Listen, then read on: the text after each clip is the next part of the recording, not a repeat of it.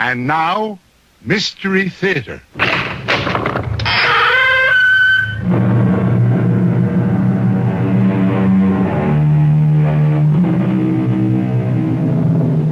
Come in. Welcome. I'm E.G. Marshall. Welcome this time to a supernatural evil too monstrous to contemplate, and a spirit that hovers over all, the satyr.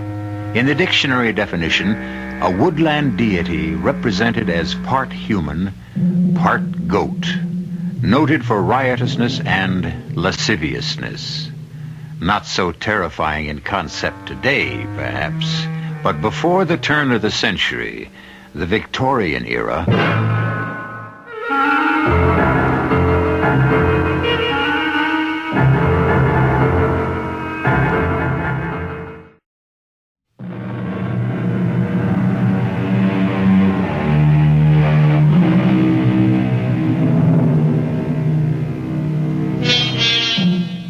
another definition, just for the record. Another dictionary. Satyriasis. An abnormal sexual desire in men. But our story begins long before the terror of unbridled evil descended on the quiet, well-ordered life of the Haven. The great house was built by a long-deceased ancestor in the early 18th century. And at the time all this begins has changed little in a century and a half, until a stone cast into its quiet waters from the outside sends ripples of excitement and speculation washing over the Cutler family. Belinda, come away from the window. But, Mother, I want to see him drive up in the carriage with Father. Don't press your nose against the glass. It only means extra work for the servants. Besides, they're not due for at least 15 minutes, even if the train was on time. I don't see why we have to saddle ourselves with someone extra in the house, particularly a man. That's just sour grapes, Barbara. Belinda, come away from the window. Oh, all right. But won't you please call me Linda? You were christened Belinda. I know. Grandmother was Bella, you're Beatrice, my brother is Bruce, my sister is Barbara, and I'm Belinda. Why do we all have to be B's? Because your grandfather's name was Brian, and your father's name is Blake. It's all in the family. Papa's name was only accidental. The rest was all planned. Oh, what's in a name, as I've so recently found out? I'd rather you didn't bring up that subject in front of your young sister. Linda's nearly 18. For heaven's sakes, Mother. It isn't as though divorce was a dirty word or something. Don't delude yourself. In our society, Linda, it's a blot. Disgraceful. Right, Mother? I prefer not to discuss so intimate a subject openly. And your sister's name is Belinda. Oh, for God's sake, the old witch isn't alive anymore. Grandmother's done us all the harm she can. The hell with her. Oh, I don't like swearing either. And I don't like being without a man and being stuck at home again like a naughty child. I'm afraid we're all going to have to make some adjustments. God, I wish Bruce was here. I hope he knows how lucky he is to be able to get out from under the blanket and away to his internship. Mama, she doesn't mean anything. She's just so miserable. I know. I should be more forbearing. Who is this bird who's going to help feather our cushy nest, anyway? His name is Anton Gitano. Oh, it sounds so foreign and terribly romantic. Well, not really, child. As I understand it, his father was your father's batman during the Crimea. Batman? The Army's name for a valet, dear. We can't have our officers fighting wars without their boots shined. I shouldn't be so sarcastic, Barbara. If it hadn't been for Anton's father, you wouldn't be here, or your brother, or your sister. He saved Blake's life at Gallipoli and very nearly lost his own. He is, or was, just as English as we. Gitano? Isn't that Spanish? Well, Blake told me that's a gypsy name. But, of course, his family had lived here for generations. I never met him, but he had the most beautiful wife. I remember being quite jealous of... Excuse me, Mama, but they're here. I can hear the carriage. I can see it. It just came round by the poplars. Oh, he's the most beautiful thing you ever saw, Mama. Like a fawn. A fawn? Well, I don't mean he's half man, half, you know. He certainly is all man, I'll grant you. That aquiline face. That's what I meant. Like an ancient Roman. Or a Greek god. All right, that's quite enough nonsense from you both. Now pull yourselves together. And for heaven's sakes, compose yourself and greet our guests like ladies. Just be kind and gentle women. After all, the boy's father has been dead for many years now, and he has just lost his mother. How long is he expected to stay? Only till he gets settled down here and finds some employment, I hope. I really don't know. Your father was so strange about him. What do you mean, Mama? Well, it's so unlike Blake, but I really couldn't pin him down. I'm not even quite sure if he's a guest or if your father means to give him some work about the grounds or something. Beatrice, I have our guest with me. Come in, Blake, dear. We heard you drive up, and we can't wait to meet him. Hello, my dear. Barbara, Belinda. Ladies, may I present the son of the man who made you all possible in my life, Mr. Anton Gitano. I'm charmed. My wife, Beatrice. How do you do? Your servant, madam. My older daughter, Barbara. A pleasure, Miss Cutler. Mrs. Trenholm, actually. Ex, since I'm no longer married. My condolences about your husband. Oh, he didn't die. I divorced him. The more fool he for deserving such a fate. And the world is a better place. Yes, and my youngest, Belinda. Charmed. I hope I can be sure that you're still unattached and fancy-free. Belinda isn't even 18 yet. Anyone so beautiful would have to be. Although she seems so much more mature. You're very continental. You know just the right things to say. Do I? Then I am pleased. Because to tell you the truth, I'm shaking in my boots. You find her so formidable. Perhaps my butterflies come from being among such a bevy of delightful female companionship.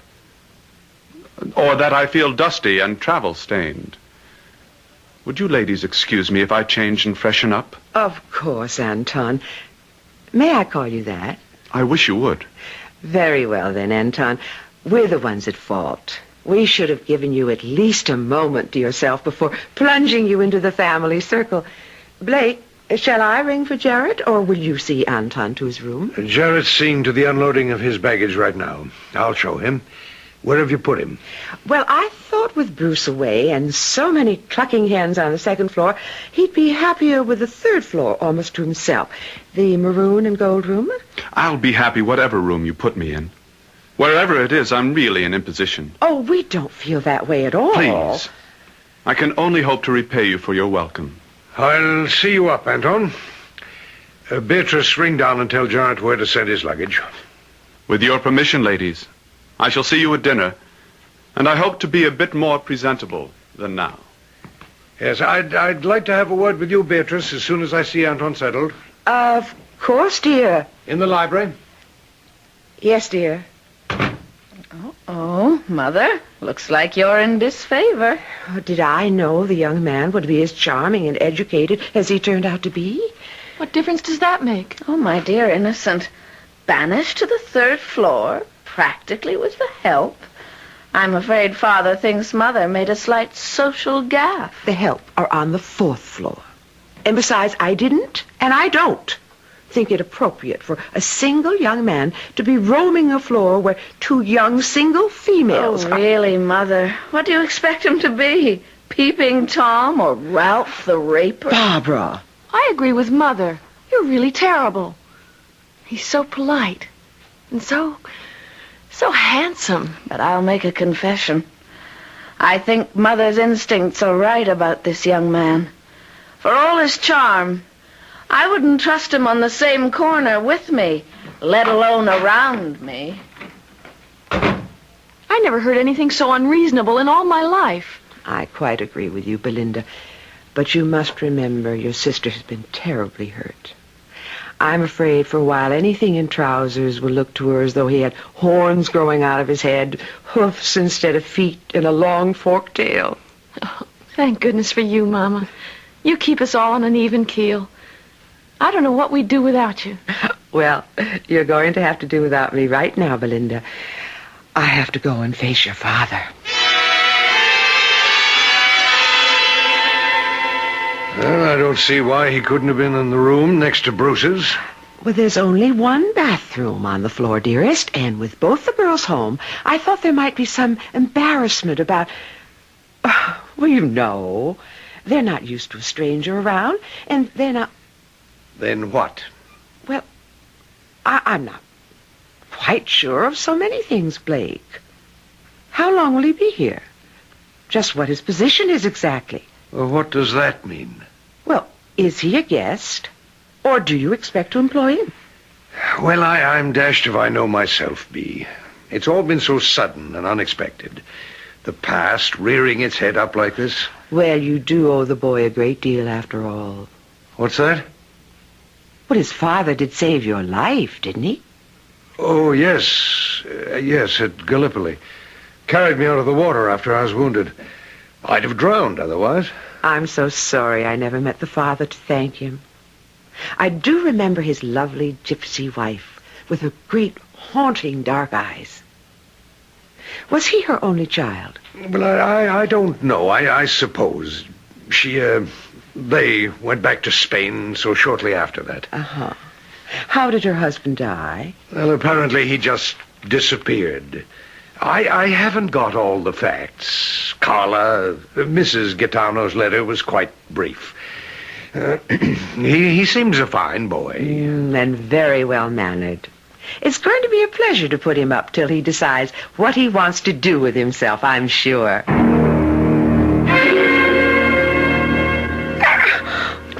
I'm sorry. I didn't mean any harm. Millie, isn't it? Yes, Mr. Gaetano? It isn't difficult. Gitano. It means gypsy in Spanish. Oh, I knew when I saw you. I should have let the butler bring your things up.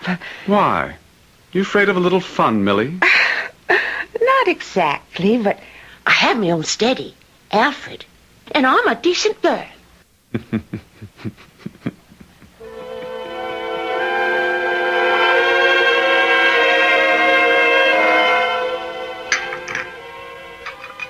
A wonderful dinner, Mrs. Cutler. Thank you, Anton. I think you will understand. I'm exhausted from the journey. Would you excuse me if I just asked to go to bed? Not at all. As my mother was saying to me just before you arrived, nuestra casa es su casa. And I'm glad to be so welcome. I shall try to take advantage of it. But tonight You get on to bed, youngster, like the rest of us. We can all use a good night's sleep.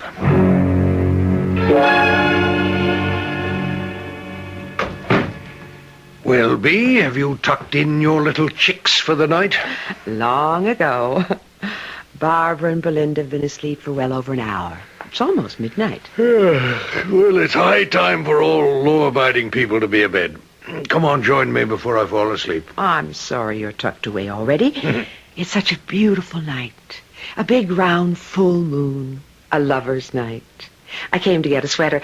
I'm going to take a little stroll in the garden. Well, I'll get up and get dressed. Oh, no, darling, you're tired. I won't be long. Just a little turn as far as the court garden.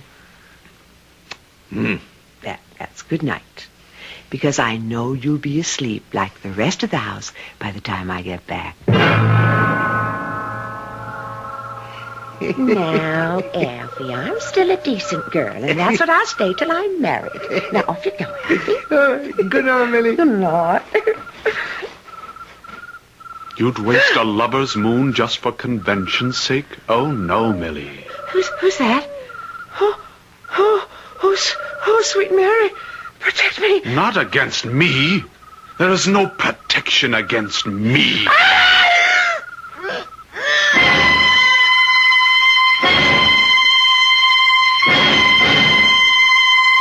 Anton? Mrs. Cutler, what are you doing here?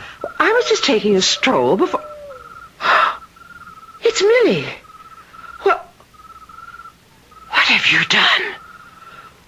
Oh, my Lord, what kind of a man are you?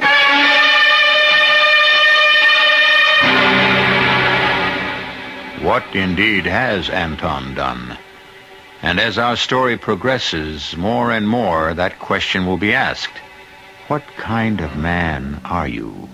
Not alone by the people in our story, but by you who listen to this strange history that unfolds.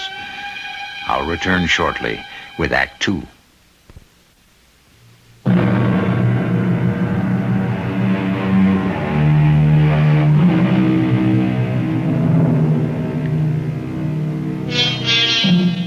It is no moment for the squeamish, this midnight encounter in the court garden of the great manor named the Haven. The garden itself is surrounded by an 8-foot-high brick wall. The only entrance, the wrought iron gate at which Mrs. Cutler has stopped.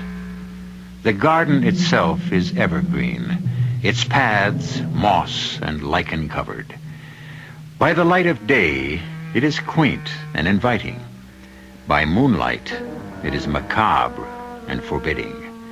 A fitting setting for the girl stretched limp on the ground, and the figure hunched over it. Anton, is this you?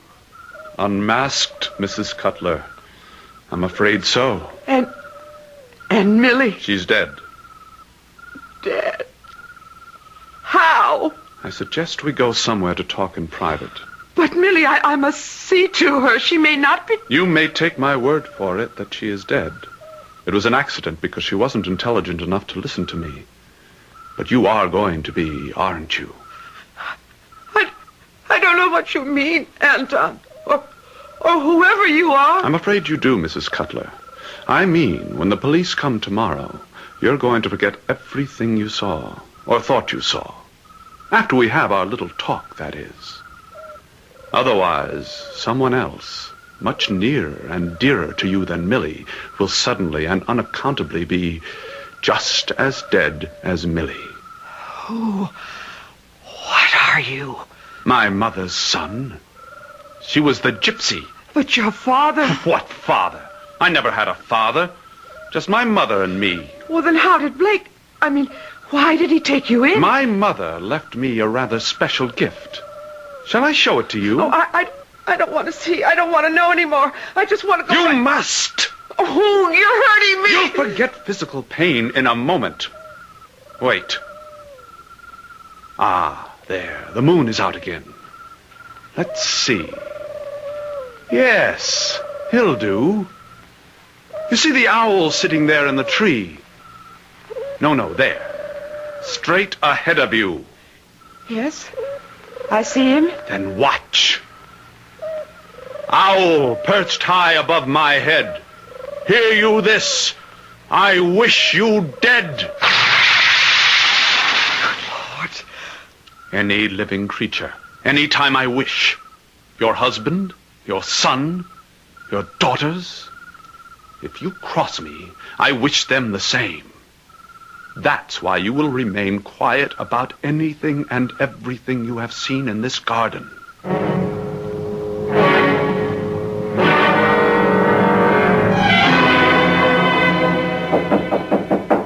It's Blake there. Come in. What time is it? Well, it's nearly 10 o'clock, Bee. Oh, good heavens. Now, how could you let me sleep so late? You seemed absolutely exhausted this morning. I couldn't manage to wake you. I know. I had a terrible dream. Must have been a dream. Kept me awake till dawn. What kind of a dream? Oh, it doesn't matter. I don't want to talk about it. 10 o'clock? What are you doing home from business? Well, there's been a terrible accident. A what? I'm afraid the police are here, and they wanted to ask you a question or two. Me? Why me? What sort of accident? One of the upstairs maids was found by the gardener in the court garden this morning. What do you mean, found? Dead? Yes, I'm afraid so. The cheeky, lively little one, Millie, I think her name is. But it wasn't a dream. What did you say, Bee?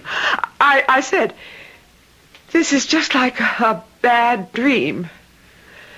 Poor little Millie. But why on earth would the police want to see me? Well, darling, I happened to mention that you took a stroll outside last night about midnight and that you mentioned you were going as far as the court garden. But I didn't. It was chillier than I thought, so I turned back. What happened? Well, it's all so strange. Apparently, Millie nipped out of the house last night to meet a boy she knew. Alfred Pinster. He's a local groom at the public stables. And they think he did it. Oh, no, he's in the clear. Fortunately for him, the ground in the court garden was damp. There wasn't a trace of his footsteps in there. Only the girls and... And what else? Well, what killed the poor child? That vicious billy-goat of Tam Pierce's. Apparently it got loose last night and chased Millie into the court garden. I suppose she thought she could close the gates and keep him out, but he got in after her and... And what? Well, his hoof marks were all over the place. Oh. Even on...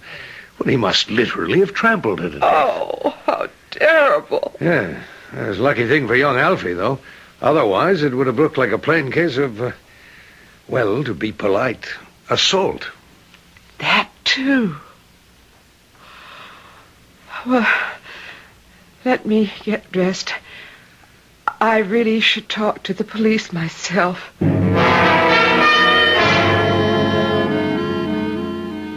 Well, good morning, Mr. Gypsy. And to you, Mrs. Trenholm. A victory for accuracy. We both have each other's names correct. You speak Spanish? Not much, but I looked up Gitano. It rang a chord. A pleasant one, I hope. Nothing pleasant about this morning after what happened to poor Millie. I've got to get some fresh air. I'm going for a ride. Excuse me. Would you allow me to join you? Suit yourself. But I warn you, in my present mood, I'm somewhat restless. I accept the challenge. Challenge? It was more of that than an invitation, wasn't it? I'll leave you to make up your own mind about that. Come on, if you're going.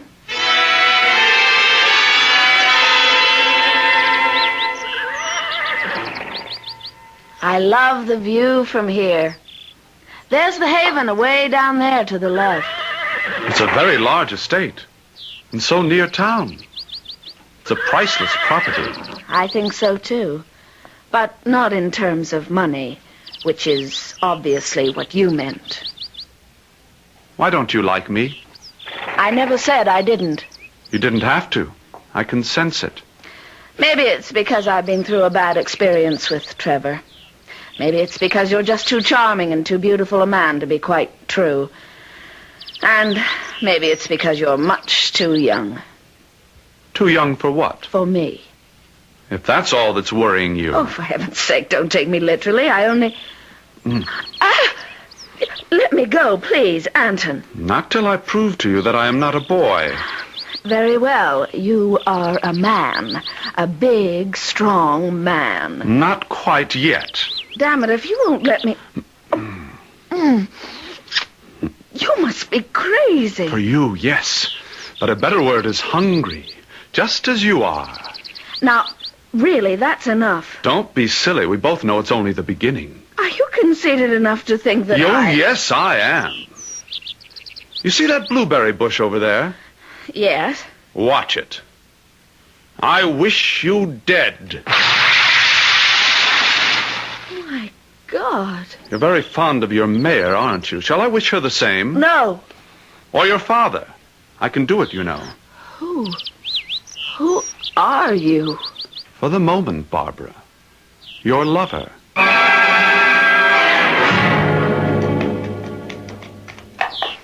You might as well have wished me dead. I doubt it. You'll get used to me as a surrogate husband. I'll kill myself if you ever touch me again. You do, and I promise your father will die as I killed that bush. Why us? Your power must be the same anywhere else in the world. Why do you come back to haunt us? Because my mother ordered me to, and she... Why do you stop? You mean when she died? If you want to call it that. I mean, when her time had come. I don't understand. I don't understand anything. I still ask you, why us? We do not question the orders of our superiors. Come, let's get back to lunch. I'm ravenous. But you ride with him almost every day, Barbara. Why can't I go with you sometimes? Hush, Linda. Stay away from us. But it isn't fair. You're too old for him anyway. And you're too young for him. You stay away from him. You hear? Why, you're jealous, Barbara. Never mind what I am. Just stay away from him. I understand, Mrs. Cutler. You've been suggesting to your daughter Barbara that she's seeing too much of me. Can you blame me? I also understand that you have even gone so far as to try to persuade Mr. Cutler to send her away. Please, Anton. Please. Barbara's heart was broken by her divorce. The girl has enough agony to cope with. Don't hurt her anymore. I have no intention to. In fact, my intentions are quite otherwise. But if you want to protect her, remember the power I have, and leave us alone. Please, Papa, I'm begging you. Papa, you haven't called me that, Barbara, since you were a little girl. Well, I'm not that anymore. Can't you? Won't you please send him away? I can't. I can't do that. And you know, too. He's like a cancer. Spreading and spreading till he infects and destroys us all. And how can we stop it? We're like puppets. All he has to do is pull the strings, and we have to dance to his command. We've got to stop him somehow, or we'll all be as good as dead. Stunned and shocked, Blake Carter stares at a beloved daughter who is emotionally coming to pieces before his very eyes. And yet, in those eyes, can we detect a puzzlement, a bewilderment that suggests he doesn't fully comprehend exactly what she's talking about? We'll find that out when I return shortly with Act 3.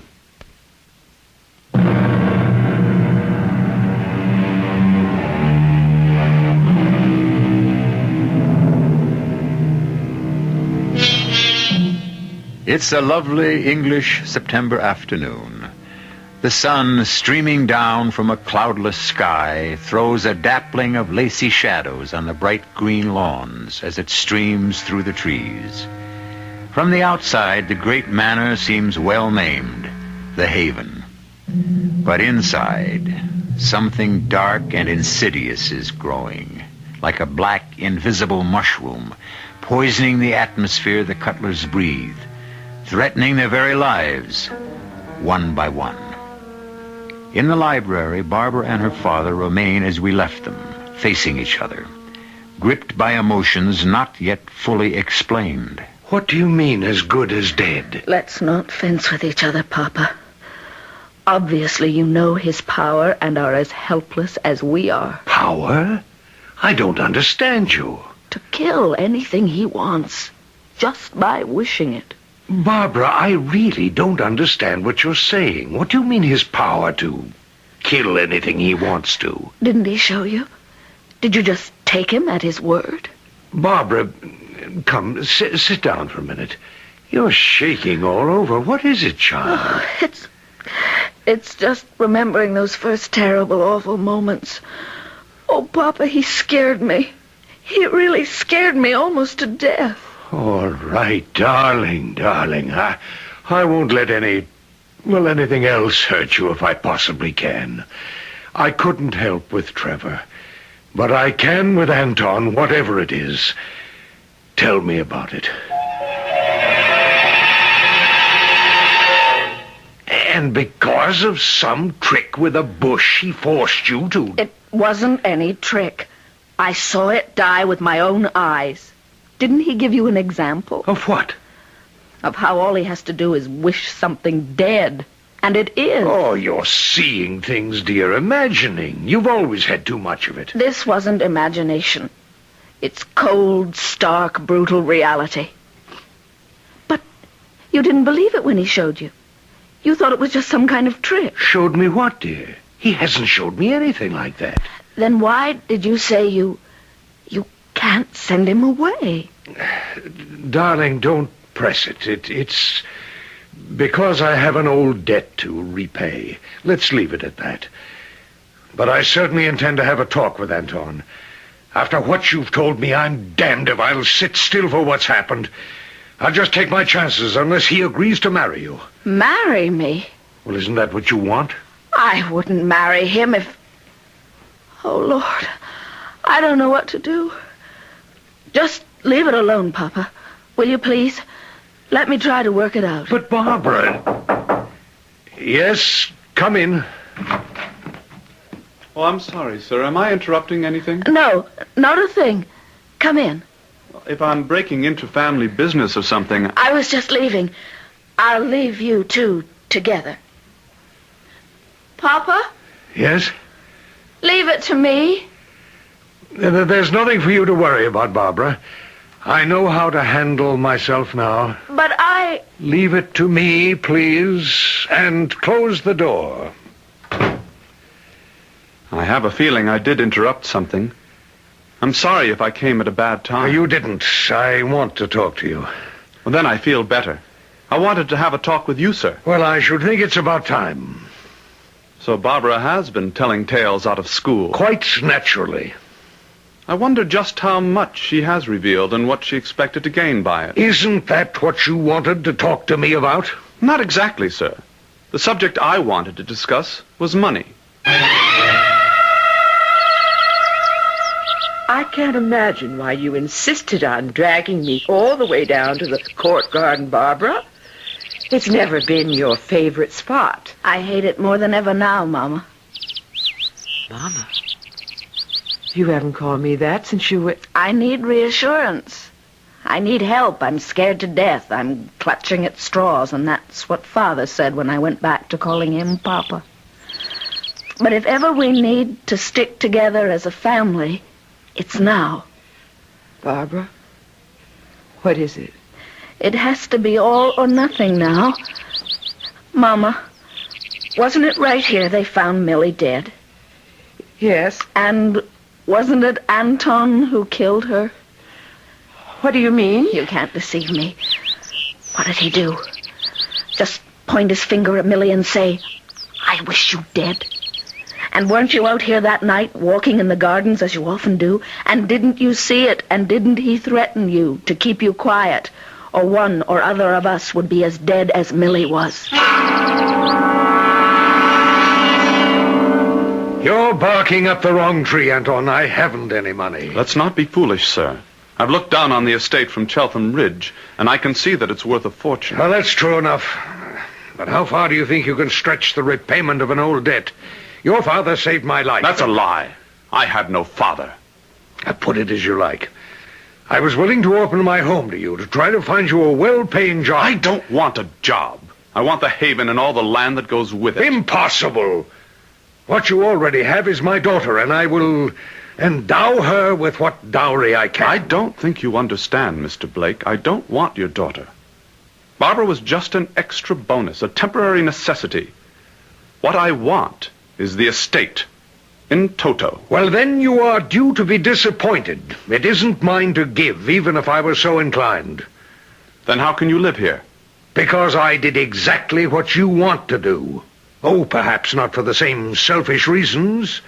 I married into money. The estate came from my wife's family. And then I'm wasting my time with you. I'll get it from her. You're an amazing young man. I can't quite credit you. You seem to be as hard and unprincipled and unyielding as Bertie herself. Bertie? A nickname. And I assure you, not a fond one for Bella Chelton, my wife's mother, who willed this estate. Not to your wife? No, not to my wife.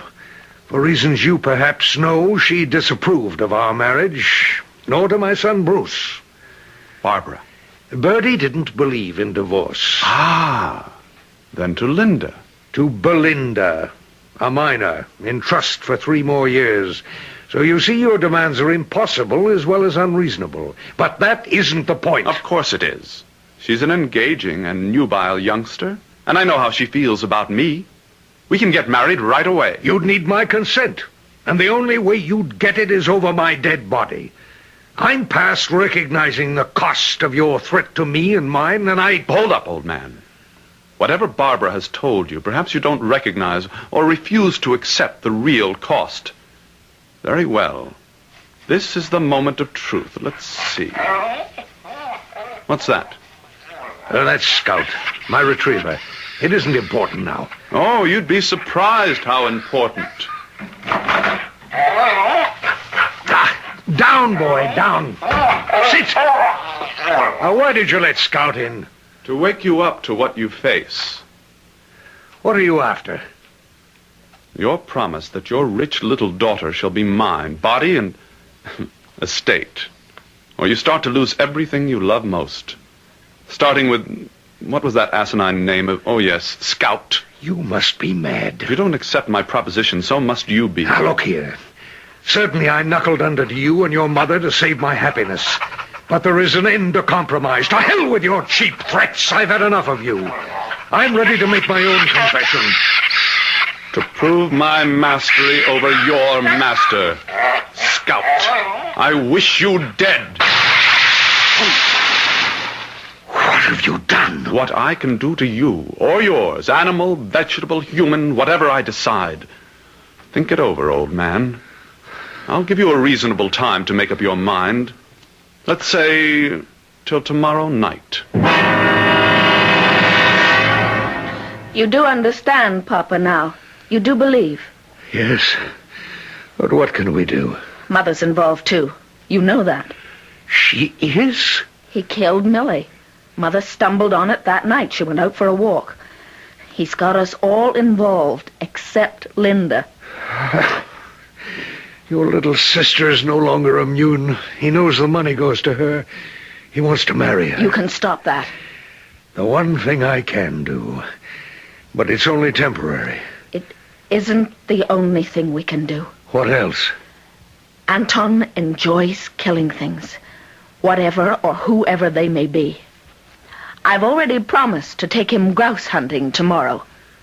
Why don't you join us? Oh, Barbara, I'm in no mood for sporting. There won't be any sport connected with this. While I keep his attention away from you, shoot him in the back. A hunting accident? Why not? Well, we'd never get away with it. Of course we can. He's nobody here, and everyone knows who we are, our family. Papa, it's the only way. You're more of a man than I am, Barbara. All right, we'll do it. Tomorrow morning is the execution. And nobody ever deserved it more.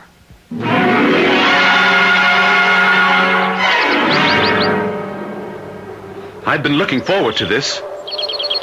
I'm very glad you made up your mind about Linda and me, sir. She's happy, too. Yes, the only thing to do. I haven't said anything to either of the girls, huh? No, better not. Might be a little difficult. When do we flush some birds? I miss old Scout. I am sorry about that, but I had to prove a point. I think we have some game. Where? This way, towards me. Coming. Okay, Dad. Shoot! Shoot! But there are no birds. Oh. I can't. No matter what man is, I can't kill him in cold blood. Not this man. So, it is all in the open. Then I will. Without compunction. In the back, where he deserves. Hold it. Don't turn. I'll even drop my gun. Fire if you want, Barbara. But I can wish faster than the shot can travel. Or you, Mr. Cutler. I can wish you all dead. But I'm sure one is enough. The innocent one. The one far away. Your son. Your firstborn. Now I offer you the challenge. Fire if you want. But if any of you wish to stay alive, let me prove my power now and forever. Wherever he is, your son, your firstborn, I wish him dead.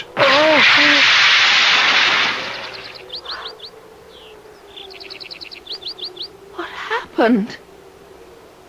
He's dead. But we didn't. We didn't have to. He killed himself. How? There never was a father that saved me at Gallipoli. Only an excuse to try to explain a black-eyed gypsy called Carla, who caught me in her spell and to whom I lost my head, my heart, and my honor. I should say your mother's honor. I've carried the shame of it all these years, till he turned up with that letter from her. Apparently, she never told Anton the truth. But he was my firstborn. I didn't want your mother to know. There are a lot of things about all of us we don't want anyone to know, Papa. And when you said she cast a spell, perhaps you were right. He said himself she was a witch. And look, now, where he's lying. What do you mean? I've felt it.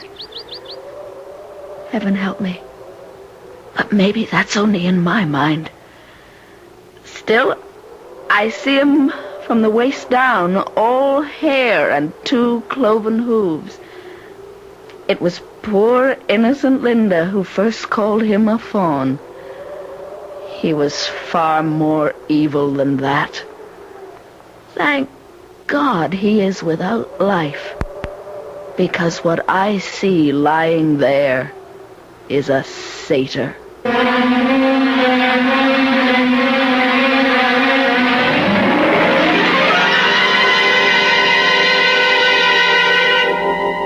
Illusion is belief. Belief is illusion. When the authorities picked up the body from the heath, there was nothing unusual about it. A hunting accident, most regrettable. But luckily there were none to mourn save the Cutlers. We have told you a Gothic tale of ghoulery, which for once ended not in despair, nor perhaps in happiness, but at least in relief and freedom. I'll be back shortly.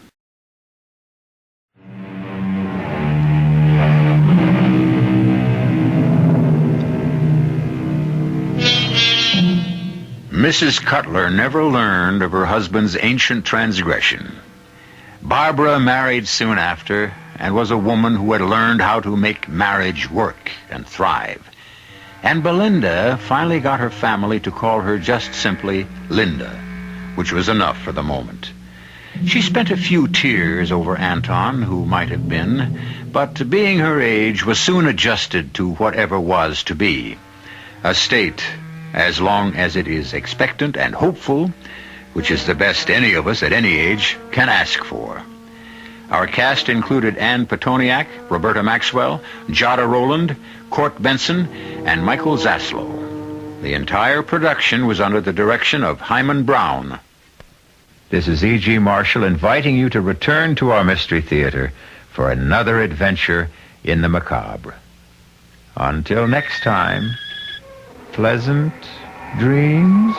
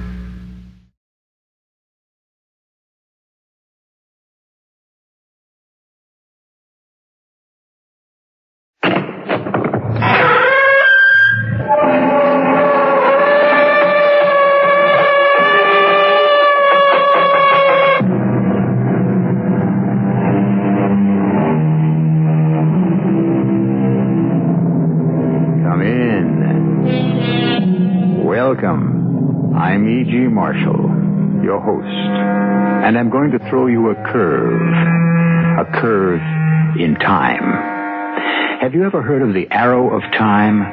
That's a concept which says that time can only move forward, like an arrow. Another theory claims that the arrow of time has two heads and can move either forward or backward. A third theory says that time is eternal.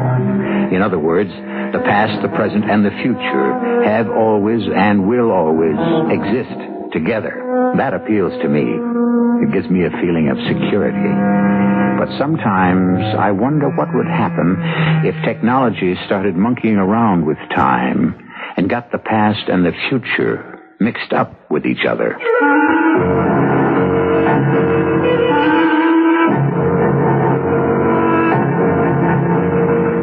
Our mystery drama, Future I, was written especially for the Mystery Theater by Alfred Bester and stars Tony Roberts.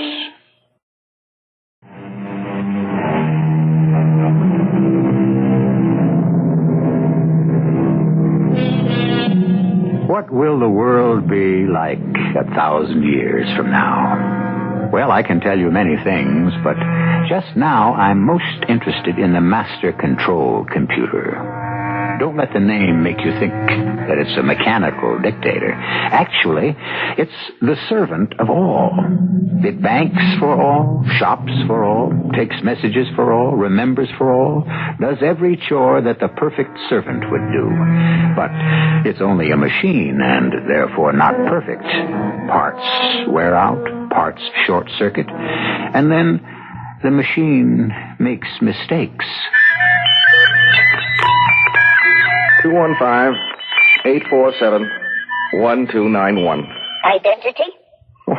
Why do you always ask for my identity? You're a fairly bright computer. You ought to know who you're calling.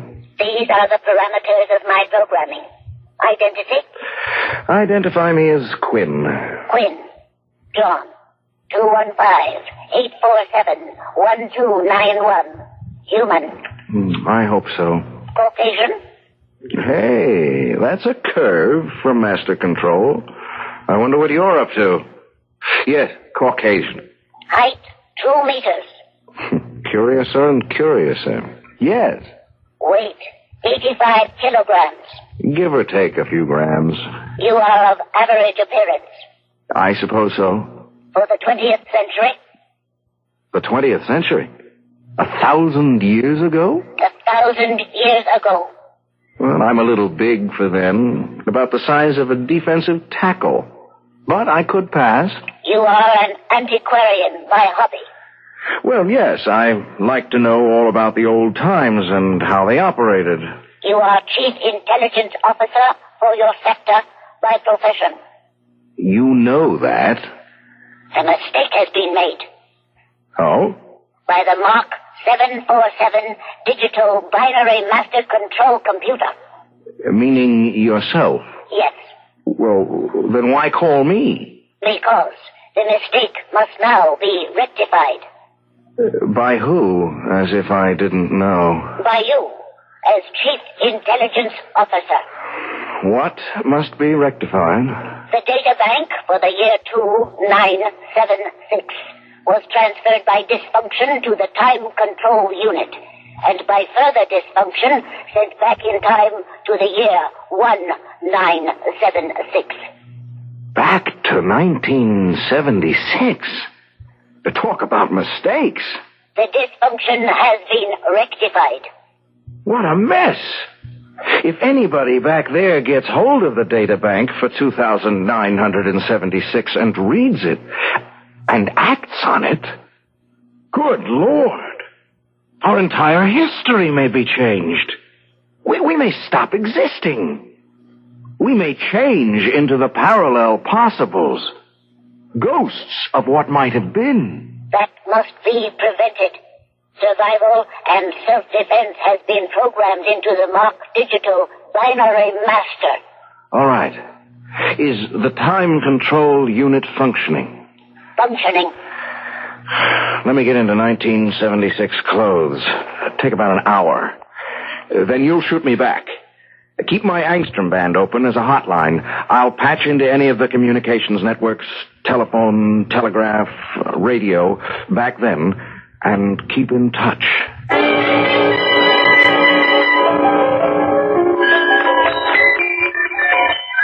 215-847-1291. 847-1291 to Master Control, and sore as hell. You fool!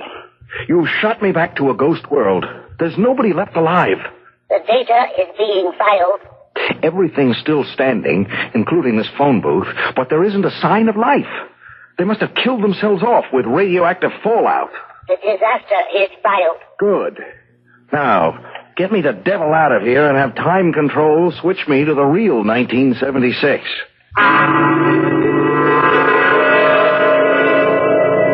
Excuse me, ma'am. Hey, man. You like talk, young? Excuse me, I can't understand you, lady. Would you please turn your radio down?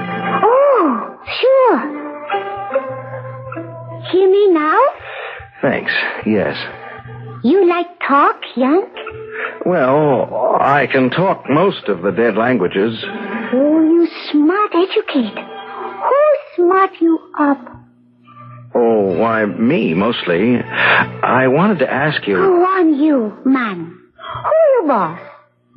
Who's my boss? Who own you, young? Own me? No one. Listen, I'd like to... You funny, young.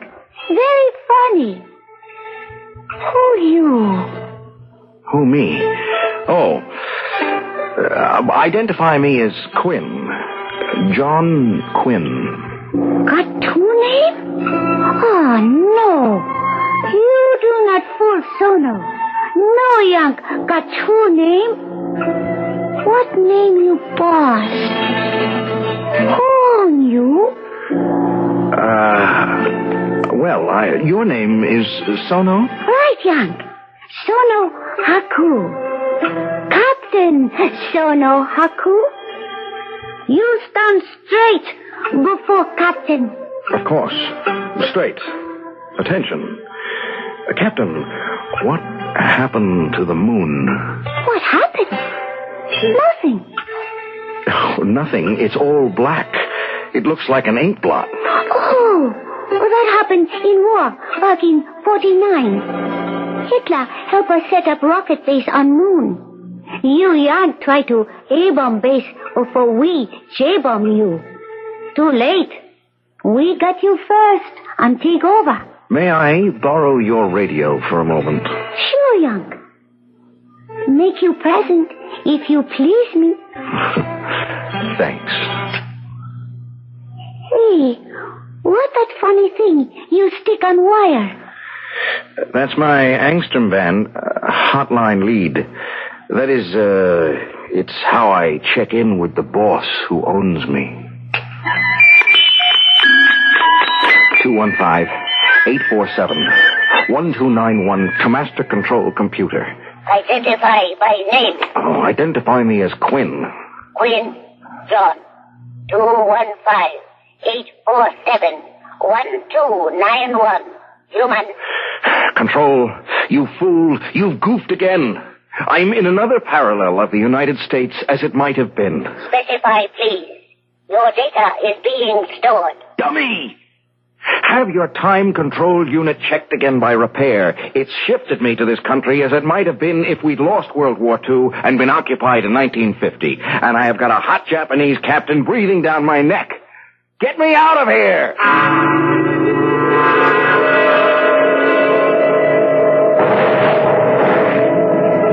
I'm in the projection booth of a movie drive-in, and I've patched into their sound system. Hurry up.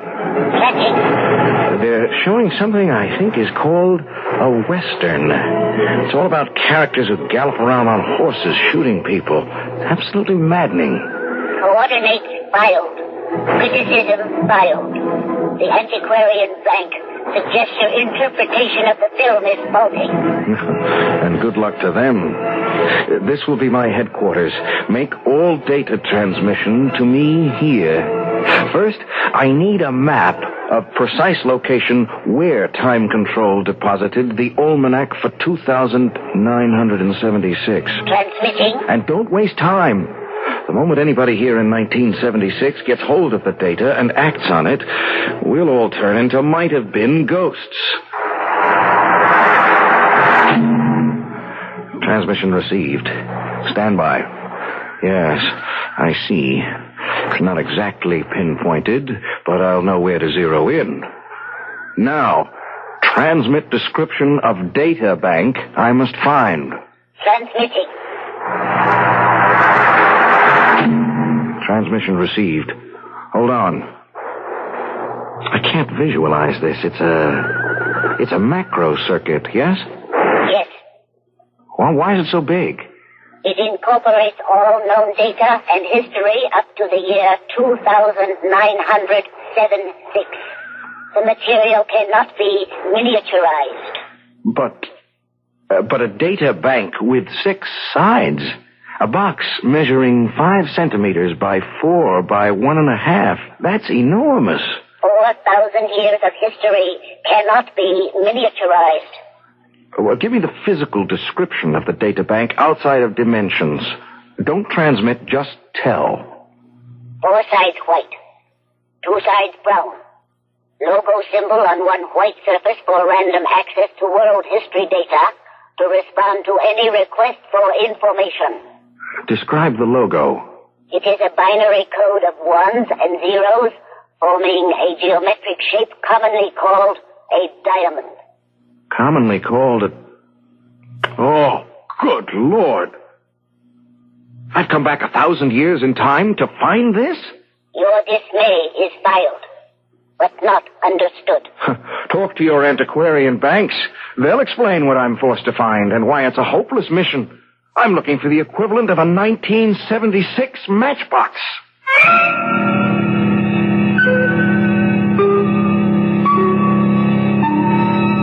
Have you got an ordinary matchbox handy? Look at it. How would you go about finding a data bank from the year 2976 that looks exactly like a matchbox in the year 1976? Ask questions? Search pockets? Impossible. This is the problem that faces Quinn John 215-847-1291 human. I'll be back shortly with Act 2.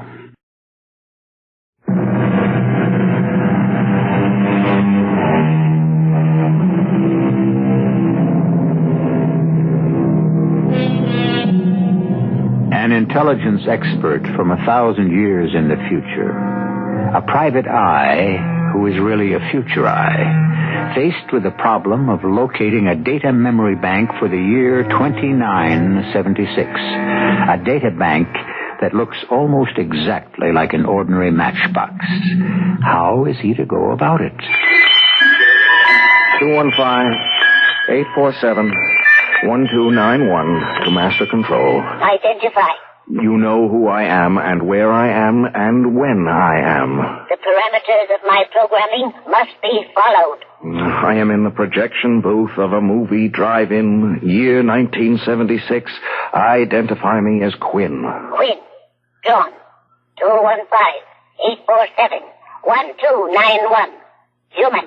Now look, Master Control, when anyone or anything wants access to your information banks, what do? They make a request to me. Yes, through programmed channels. This we all know. Then what? I provide the information. I am programmed to serve all. Yes, we all know that, too. Just tell me how you get the information to answer the request. I have just told you. That is the program for the information demand coder. And how do the data banks respond? In binary. Yes, 1s and 0s. How does the information register with you?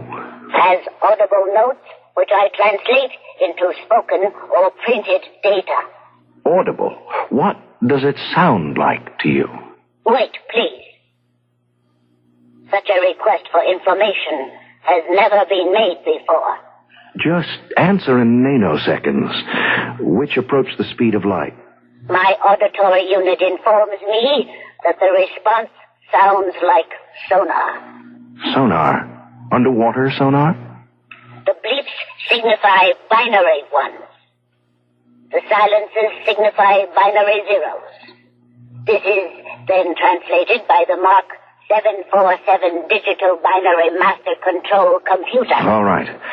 It's the only way. Transmit to me here a duplicate of your information demand coder. Such a request has never been made before. We've never been in such a situation before. Can't you understand? I'm looking for what amounts to a matchbox. I've got to home in on it. With an information demand coder? Exactly. I broadcast a demand with the coder. The data bank, wherever it is, will respond with a sonar sound. I track the response. Your tactics are being filed. Transmit that coder duplicate. Transmitting. Transmission received. Wait a minute. I'm broadcasting the information demand.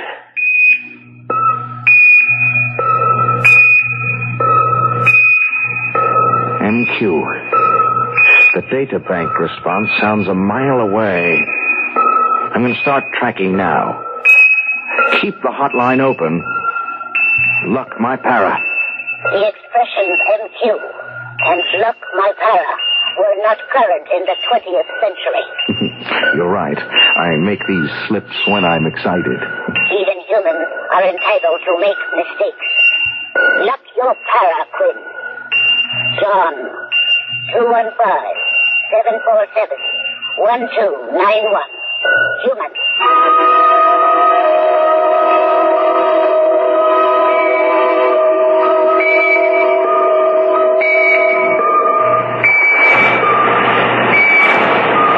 Hi there. What the hell is that noise? Oh, sorry. I've got a pocket alarm watch, and it keeps trying to tell me something. Wait. That better? Well, it's a relief. Sounded like it was trying to climb into my pocket. Yes, maybe it was, in a funny sort of way. Say, I've never been in a printing plant before. No? You mind if I do a little sightseeing? Well, help yourself. You some kind of reporter? Well, I have been doing some reporting. Where is everybody? Huh? What everybody? Well, I had the idea that a printing plant would be full of printers. You never heard of automation? We print by pure 100% automation. I'm impressed. You heard of computers? Sort of. Well, they do everything. Oh, do they now? Yeah. Some bright girls put stuff they type into one end of a computer, and out of this end comes books. All printed by automation. And no printers? Just me, the foreman. What do you do? I mind the press. Can anything go wrong with it? Well, only the usual. What could happen to anything that runs like a TV set? Blow a tube, burn out a fuse, that sort of thing. Sounds simple? Yeah. There's only one thing complicated. I can't let any portable radios in here. I see. Electronic interference. Static. Yeah, crazy. Like last year, a kid comes in with a battery set. He's a messenger. It's playing a rock tune. Yes? Oh, we're printing out a psalm book. And? Well, instead of printing Rock of Ages cleft for me, it's printing Abadooba, Abadooba, Abadooba, Abadooba. Pick it up from the radio. What's your press printing now? Oh, just started a run for Atlantic Publishing. Atlantic Almanac. Almanac? Yeah, you know, latest facts and figures. Hey, what's the matter? You look pale as a ghost. I may be a ghost soon enough. Listen, are those Atlantic almanacs being shipped out? First batch due to go soon. 100 copies to Letterhead Bookstore. Say, you better sit down, mister. Yeah, thanks. Maybe some fresh air. Oh, yes, a cigarette will help. Can you give me a light? I don't smoke. Yes, but all the same, I think you've got a match on you. By golly, you're right. Yeah, I forgot. Found a box in the lunchroom laying on the floor. Picked it up because it was so funny. Hey, look. All the ones and zeros. I wonder what they're advertising. I sincerely hope you never find out. Oh, you can keep them. I don't smoke. Oh, thanks. Thanks very much. You don't know it, friend, but you just saved my life. Almost.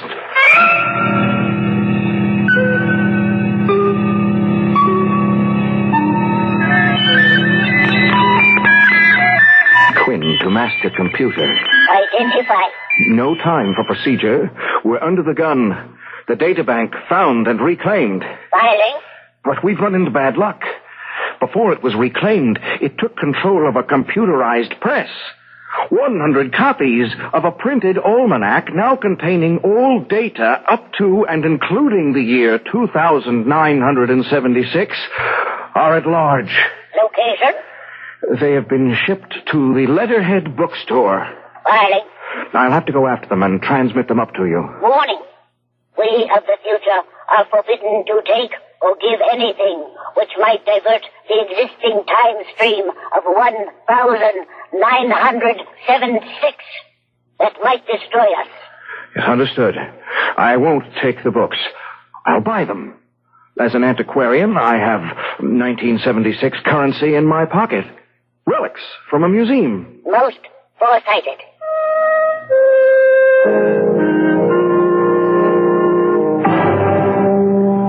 Can I help you, please? Oh, hi. A friend of mine told me that I can get any book that's printed at the Letterhead. Oh, that is our boast and our pride, sir. Actually, all I want is the latest Atlantic Almanac. Oh, certainly, sir. The Atlantics arrived a half hour ago. The stock boy just opened the carton. My, they are moving. 2 copies in 2 minutes. 2? Yes, sir. You're the second to ask for it. You were shipped 100 copies. That's right. How do you know, sir? You have a carton of 99 copies back there? Yes, sir. One moment. I'll have the boy bring... Tell him to bring all 99. Sir, surely No, I don't jest. I'll take the carton with me just as it is. All 99 copies. But give me one datum. One what, sir? A datum, a bit, a piece of information. Oh, yes, sir. Who bought that other copy? Now, really, sir, do you expect Who me bought to divulge... the 100th copy? Last name, first name, identity number. Identity number? Sorry, you don't use them in 1976. Who bought that other one copy? Do you know? Can you identify? Well, as a matter of fact, I can, sir. A regular and valued customer. Mr. Oliver Wilson Knight.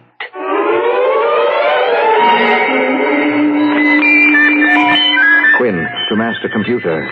Bypass procedure constraints. Acknowledge and storing data. Have you got my coordinates? You are in your temporary headquarters in the drive-in booth. Check and keep a fix on me at all times. I have with me 99 of the 100 copies of the 2976 Almanac. Filing. Stand by to retract. Standing by. Ready. Pick up.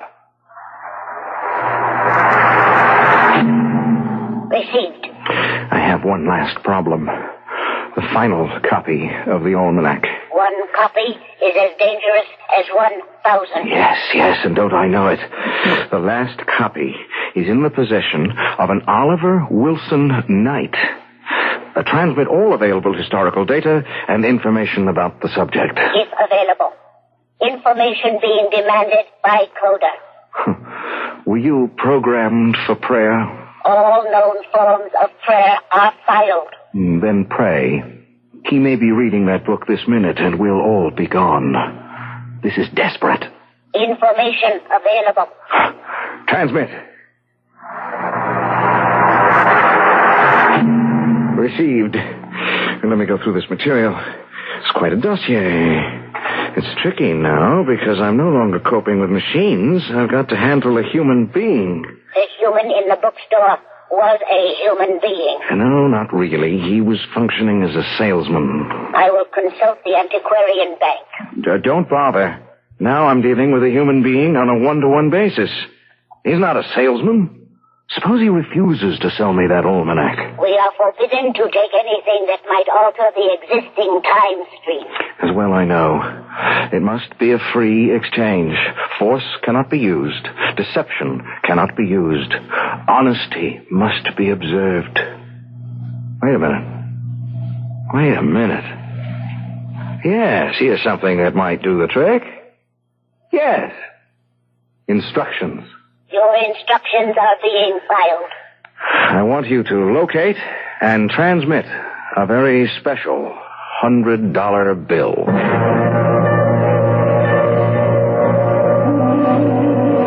One man in the city owns an almanac for the year 2976.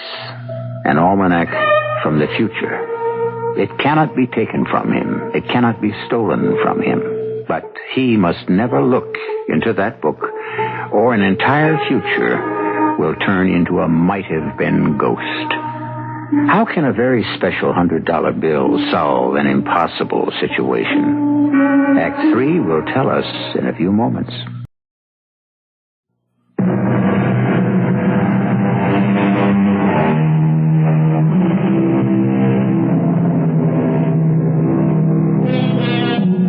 Almost everybody in town knows Dan Macy's Pub. It's more or less an informal club where you can drop in for a drink or a sandwich or a soda and always find congeniality and conversation. Mr. Macy knew all his regular customers and had learned to like them. But this stranger fills him with vague fear. He's a big man, about the size of a defensive tackle, and he has a strange way of speaking. Mr. Macy, this is a quiet time for you. I will rent this back room of your pub for 1 hour. You're renting the back room for 1 hour? And that will include exclusive use. Yes? You talk funny. You're a foreigner. No, not foreign in your sense. What's your name?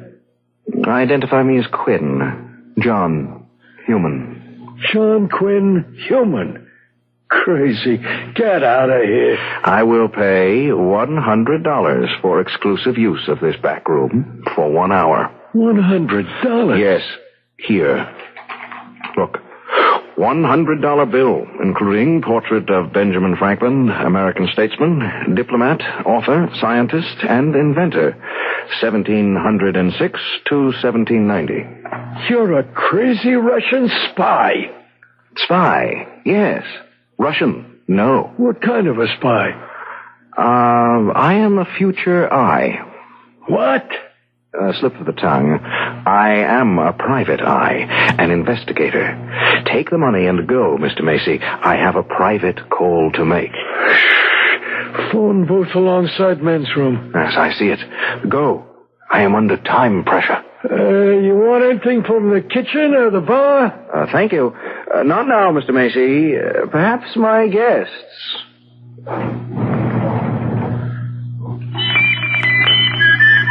Quinn, John, 215-847-1291. The master computer. I have lost the trace on you. You move too rapidly. Coordinates. West, 73-58-15. North, 40-45-20. Filing. Well, what's happened to your nanoseconds? Probability 99.9807. MQ. Stand by. He's coming in. Probability fulfilled. Oliver Wilson Knight in contact. Out. Sorry, Mr. Knight. You and the young lady can't sit back here this afternoon. I'm sorry. The premises have been rented. Rented? Oh, what a shame. Yes, it's quite all right, Mr. Macy. It's all correct and in order. I'm happy to entertain Mr. Knight and friend as my guests. Do sit down. We hate to intrude, but this is the only place in town where you can get real old-fashioned ginger beer. Already aware of the fact, Miss Clinton. Mr. Macy, bring ginger beer, please, and leave us alone. No other guests. These are all I'm expecting. Hey, wait a minute. What do you mean, guests? You know me, Mr. Quinn. Yes, of course I know you. You are Miss Jane Clinton. This is Mr. Oliver Wilson Knight. I rented these premises particularly to meet you this afternoon. If this is your idea of comedy, brother, I don't here comes Mr. Macy with your ginger beer. Wait, please. This conversation must be private. Will that be all? For now, yes, you may go. Don't I want her? Talk about nuts. But you couldn't know we were coming here, Mr. Quinn. We didn't know ourselves until a few minutes ago. I'm sorry to contradict, Miss Clinton. Our data predicted your probability of arrival at longitude 73-58-15, latitude 40-45-20 as being 99.9807%. No one can escape four significant figures. Your data? Listen, Clown, if this is your idea of some kind of... drink your ginger beer and listen to my idea, Mr. Knight. Listen carefully. You have, quite innocently, placed us in an extremely dangerous position. I have been sent to find a solution. Solution? For what? Oliver, I think we'd better be going. Oh, please remain seated, Miss Clinton. There will be no harm. Mr. Knight, this noon, you entered the premises of the Letterhead Bookstore, Incorporated, dealer in printed books. You purchased, through the transfer of current money, 4 books. The 4 books wrapped in the parcel you are carrying. So? Well, 3 of the books do not matter, but the 4th, well, that is the crux of this encounter. What the devil are you talking about? One bound volume consisting of collected facts and statistics. You mean the almanac? What about it? You intended to purchase the 1976 almanac. I bought the 1976 almanac. You did not. You bought the almanac for $2,976. What? The Atlantic Almanac for the year 2976 is in this package. Do not ask how. There was a dysfunction that has already been adjusted. There were many difficult complications. That is why I'm here. It is why this meeting has been arranged. You cognate? Hand me the package, Jane. We'll call this clown's bluff. No, you must not open it, Mr. Knight. You must not read the book. All right. What's the payoff on the gag? I must have the book, Mr. Knight. I would like to walk out of this tavern with the almanac under my arm. Oh, you would, huh? I would. Well, if there was such a thing as a 2,976 almanac, and if it was in that package, wild horses couldn't get it away from me. Yes? Why, Mr. Knight? Are you kidding? A look into the future, stock market reports, horse races, politics. It'd be money from home. I'd be rich. Yes, indeed, yes. You'd be more than rich. Omnipotent. Almost the ruler of the world. Oh, you tell me. The small mind would use the almanac from the future for small things only. Bets and wagers and so on. The intellect of dimensions, your intellect, would not stop there. Oh, tell me more. Each fact would tell you an entire history. Real estate investment, what lands to buy and sell, transportation records, what space agencies to back, postal receipts to tell you the cities of the future. Nobel Prize winners would tell you what inventions and developments to watch. It would be impossible for you to lose. That's the idea. That's for me. You really think so? I know so. Money in my pocket. There is no joy in success as something which has not been earned. Oh, I disagree. Do you? Then why do you work? Why not steal? Cheat others to fill your own pockets. Well, but The point is well taken, huh? No, Mr. Knight. Seek a mature argument. You are too ambitious and healthy to wish to steal success. Then I just want to know if I would be successful. Stet. You want reassurance. Why? Have you no confidence in yourself? You're a promising young attorney? Yes, I know that. It is part of your dossier. Has not Miss Clinton confidence in you? Yes, I do. He doesn't need reassurance from a book. Good. So, Mr. Knight, next argument. Security. There is no such thing. Life is danger. Oh, come on, you know what I mean. The knowledge that life is worth planning. True, your century is in crisis. But then, I am here. The world will continue. I'm proof. If I believe you. And if you do not, You do not lack security. You lack courage. Now, look, this is a gag, isn't it? I saw that book before it was wrapped. It said 1976 on the cover. The cover? Contemporary, yes. The printed text, no. Inside is 1,000 years of future which must not be read by anyone. I implore you to give me that almanac. Why don't you just take it away from me? Well, that is forbidden. It must be a free gift. We can rob you of nothing. We can give you nothing. That's a lie. You paid Macy to rent this back room. Yes, Macy was paid, but I gave him nothing. He will think he was cheated, but you will see to it that he is not. All will be adjusted without dislocation and the danger ended. Now, wait just a minute. It has all been carefully planned. I have gambled on you, Mr. Knight. I am depending on your good sense. Well, let me have the almanac. I will disband, reorient it, and you will never see me again. It will be an odd adventure to narrate for your friends, and they will not believe you. Will you wait a minute, for Pete's sake? Don't overpower me. This is supposed to be a gag. Is it? Is it? All right, the final gamble. Where's that music machine? Over there, against the wall. It's called a jukebox. Yes, the thing with the lights. Watch this.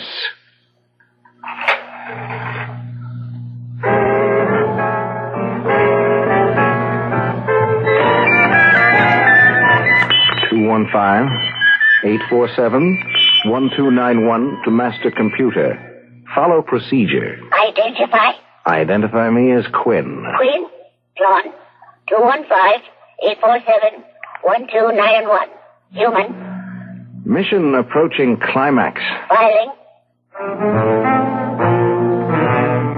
Is this a gag, Mr. Knight? Good Lord, this can't be happening. Jane, he's got me believing. Yes. Well, what should we do? If everything he says is true, look, we can refuse and live happily ever after. No. No? There may be money and success in that book, but there's divorce and death, too. Oh, Oliver, give him the almanac. All right, take it. My gratitude. You have eased a precarious situation. It is only fair that you should receive something in return. I had thought to bribe you with it, but now it is a gift. A token of the future. My service to you both. You have given me back my life. Hey, that gift, that token of the future. Mr. Macy has it. Talk about character. Oh, he really had me scared. What an act. I wonder how he pulled that trick with the jukebox. He's probably a TV repairman. But, honey, it doesn't make sense, all that nonsense about paying Macy but not giving him anything. Hey, where is he? Where's the thief? Mr. Macy, what's the matter? He's gone. And you, Mr. Knight. You to be a party to thievery and racketeers, you ought to be disbarred. Shame on you. Wait, what is all this? What's wrong? He paid me $100 to rent this back room. $100. I took the bill over to Bernie, the pawnbroker, being cautious like, and he found out it's a forgery. Counterfeit. Phony. Not worth nothing. Oh, no. Counterfeit? How could you do a thing like this to me, Mr. Knight? Do what? Look at it. Well, now, wait. Well, it looks like a perfectly genuine $100 bill to me, Mr. Macy. What gave you the idea that it's a counterfeit? Oh, good Lord. What is it? Where's my checkbook? Here. Jane, let me have your pen. What are you doing? Making sure that Macy isn't cheated. Look, Mr. Macy, you'll get your $100. Oliver, are you insane? Throwing away $100 because a clown played a practical joke? And I won't be losing anything either. All will be adjusted without dislocation. Oh, they're diabolical. Diabolical. What are you talking about, Oliver? Look at the bill. Look closely. Oh, I'm looking. Uh-huh. You see anything odd? Well, I don't know. I've never seen a $100 bill before, Oliver. Look at the lower right-hand corner, Jane. Read what you see. Series 1990D. Signed, Oliver Wilson Knight, Secretary of the Treasury.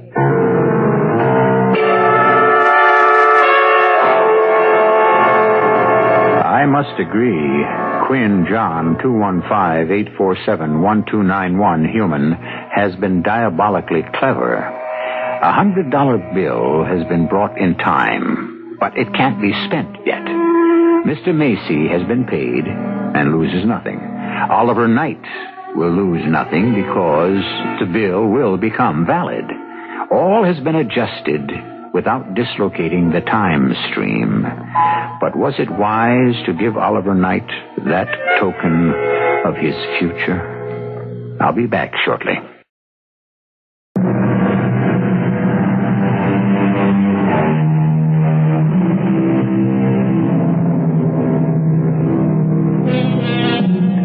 It's only human to want to know what the future holds in store for us, which is why fortune-telling has always been enjoyed and sometimes believed through the ages. But I have a thought for you.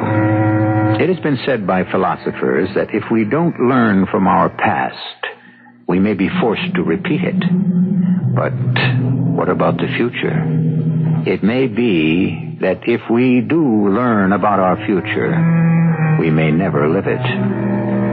We present these tales complete with warnings and morals 7 times each week. Our cast included Tony Roberts, Evie Juster, Court Benson, William Redfield, and Catherine Butterfield. The entire production was under the direction of Simon Brown. This is E.G. Marshall inviting you to return to our Mystery Theater for another adventure in the macabre. Until next time, pleasant dreams.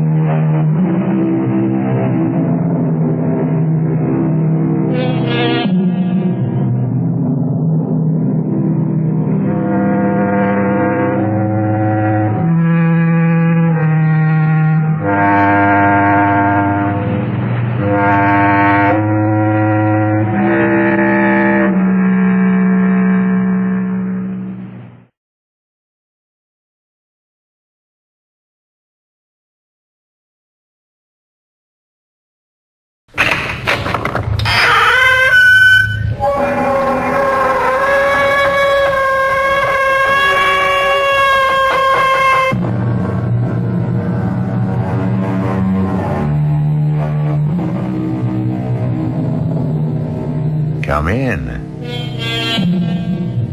Welcome. I'm E.G. Marshall. If only I had to do it all over again is a constant cry from the human heart. And the implication is, of course, that if some magical power could grant the plea, how much better things would be handled.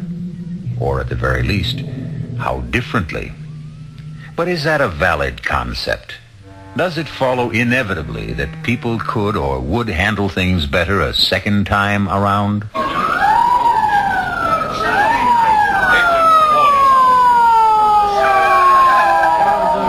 Brain injury, boys. Handle with care. That's it. Nice and easy. Keep him flat on the cart. How is he, Doc? Still breathing, Sergeant. Touch and go. You want to stay with it as we take him in? You don't seem to know what it is. What's he saying? Search me. Could hold up a minute so I can hear what he's trying to Not a second, Sergeant. Anything this guy has to tell you will be after he's operated on, not before. If then. Sounds like he's talking with someone. Asking for something. It was yesterday. There's something about yesterday. What this baby ought to be worrying about is tomorrow.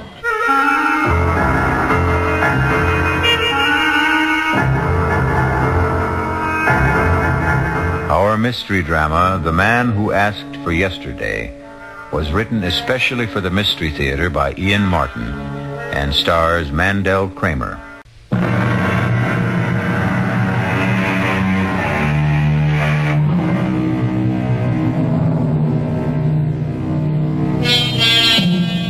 An almost always misquoted quote by an obscure poet is the theme of tonight's Spine Tingler. Backward, turn backward, O time in thy flight. If you haven't spotted the misquote, I'll clear it up for you later. concentrate first on the fascinating problem of a man with fatal brain injury who still finds time to talk to himself. Are you taking him straight to surgery? No, not yet. Pre-op first. And an operating team has to be assembled. Can I hang around? On the chance while he's talking to himself I can get a lead? Be my guest. But with that bullet in his brain, I doubt if even subconsciously he can track anymore. But he's still trying to say something. To who? Us? Himself? Hey, Daddy in the sky. I don't know. He may be louder. Oh, if you could But he sure ain't clearer. I'd give a lot to know if he's really making any sense or what he's trying to say. I never had a chance. I should have had a chance. Somebody should have given me a chance. What kind of chance, Mort? What? Who? What kind of chance should you have? Well, the cards were all stacked against me. I mean, how was I to know? The cards were stacked. So? Don't you see, if I'd even suspected for a moment, if I thought that my own wife... What's the use? Don't give up yet, Mort. Look, mister, I don't know who you are, and it's like I'm wasting my breath. But I can tell you something. If I could have yesterday to live over... Suppose you could. What would you change? You'd have to know what happened to me first. Suppose you could convince me that yesterday should be lived over. Would you be willing for me to give you that opportunity? If it were only possible. Well, tell me why you'd like to ask for yesterday over again. What have I got to lose? That's quite a leading question. One you'll have to answer for yourself. Do you want to tell me about yesterday? It started like any other day. The tight pull behind my eyes, the furry tongue, the shivery feeling of insecurity. Not just because my legs and my hands were shaky, but because my mind was sticky and not quite tracked, and because I had that sick feeling that I'd failed Cherry again, that I was less than a wife should expect. Crying out loud, Mort. Your alarm to wake you up. Turn it off. Oh, sure, honey, sure. Do you have a bad night, baby? What'd you expect with you turning and twisting and moaning? I didn't sleep. I'm sorry, honey. It's just that I'm going crazy. I don't know what I'm going to do. I thought you said your horse had to come in today. It has. 15 straight days. The favorite has run out of the money. The law of averages has got to catch up. So today you'll win, and everything's fine again. There's only one hitch. What? To put down a bet, you got to have the scratch. I haven't got any. So you'll borrow some. Yeah, where? Well, Uncle Joe wouldn't give you some. Oh, come on, Sherry. You know my partner wouldn't lend his mother a dime without good security, and I'm not even real family.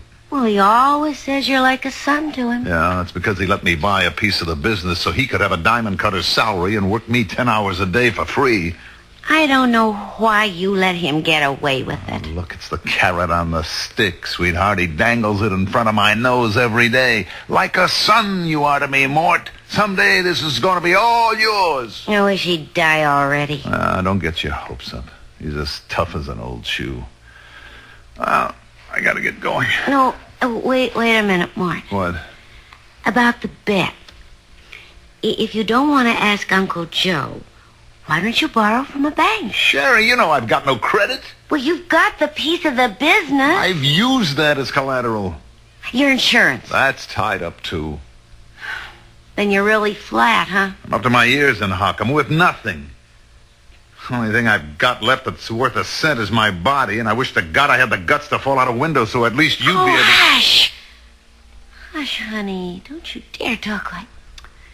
We'll work it out. You'll see. Oh. I don't deserve you, honey.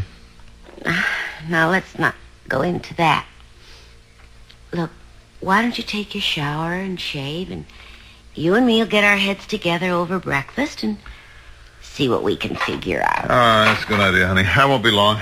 Take your time. You know, you're the best wife a man ever had. Mm-hmm. Just you keep thinking that way.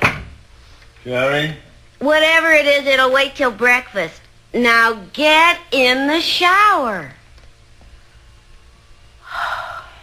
I thought he'd never move. Oh, gee, come on. Come on, take it this. Come on. Come on. Yeah? Herb, it's me, Sherry. Hi, sugar. Why so early? I just want to tell you we finally got our little pigeon right where we want him. Did he leave already? No, he's in the shower.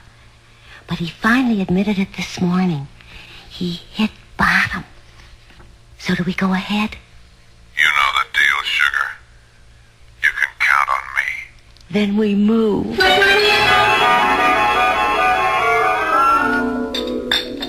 More coffee, Mort? No. I wish we had more time to think. If only you'd been here last night, at least I could have slept on it. Oh, I'm sorry I was so late. But you know Marge. I don't know why you spend so much time with her. Oh, she's a good friend. And with you working the hours you do, I know. I guess I shouldn't complain. Well, never mind. Anyways, it's like I told you. Marge is a wonder with the Ouija board. And how she could have read my mind and all about worrying over you. She actually said that I was going to make a killing today? Her very words. I just gotta hit a winner. Never mind Ouija boards. It's plain mathematics. So, go ahead. Make the bet. Without cash? Well, now, surely that old bookie of yours will take your check. You've been a good customer. And then you can pay him when you win. Mm-hmm. And suppose I lose? Mort, will you think positive for once? This is going to work out just right for us. I know it. All right. I'm going to take a chance, honey. I mean, what could they do if I lose? You can't get blood out of a stone. Ah, that's the way. Now, you just keep thinking positive. Yeah? Oh, Herb, it's Mort Herman. Hi, Mort. What's your action? Look, I want to get a bet down on the 4th at Jasper Gardens today. You got it. What horse? How much? The favorite. Final chance. 1,000 on the nose. Gee. That's a little steep, Mort. I'd want that covered. Well, it's Saturday. The banks are closed, Herb. Yeah. I mean, I don't have that much on me in cash, you know. I'll tell you what. You drop me off your personal check on the way down and you got your bet. With a real good customer like you, what have I got to lose, huh?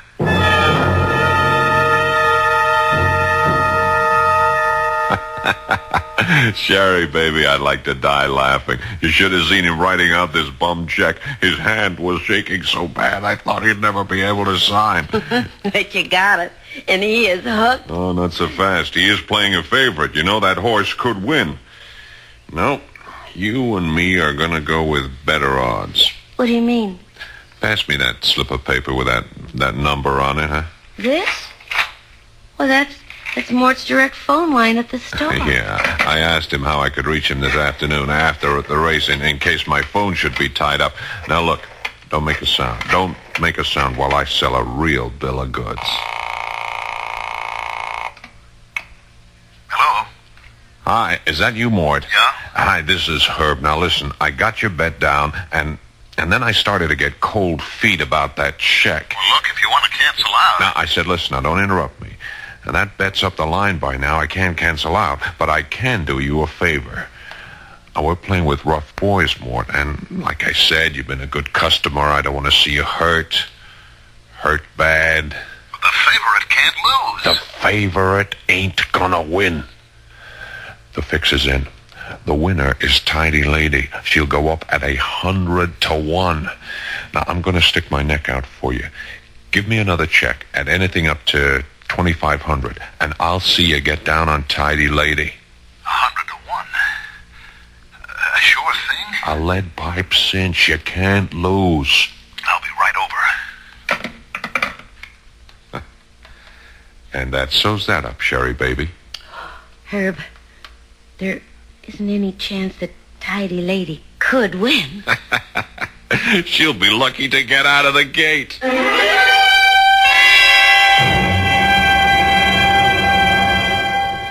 Sherry? Sherry, where are you? In the living room, Mort. Sherry, the most awful thing has happened. The horse I better... Herb, what are you... How did you get here? Well, Herb's been trying to reach you at the office, darling. Oh, well, I'll just leave you two alone. Too bad it was the wrong horse, Mort? Herb, what happened? You told me Tidy Lady couldn't lose. Yeah. Sorry about that. Even a bookie gets bum information.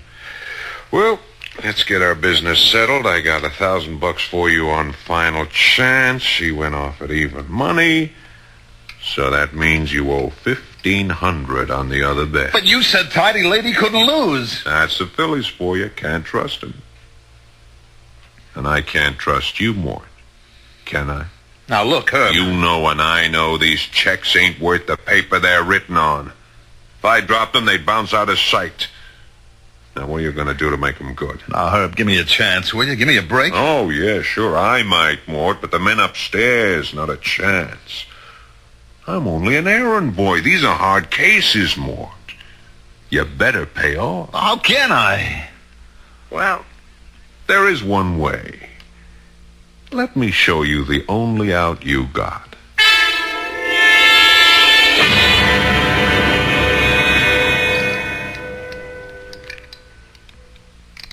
Go on.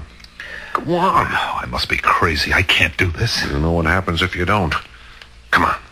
Well, let's get on with it. I can't rob my own partner. I'm not going to open that safe. Oh, yes, you are. Does this get it through your head? I'm not wasting any more time. But put the gun away. Oh, no.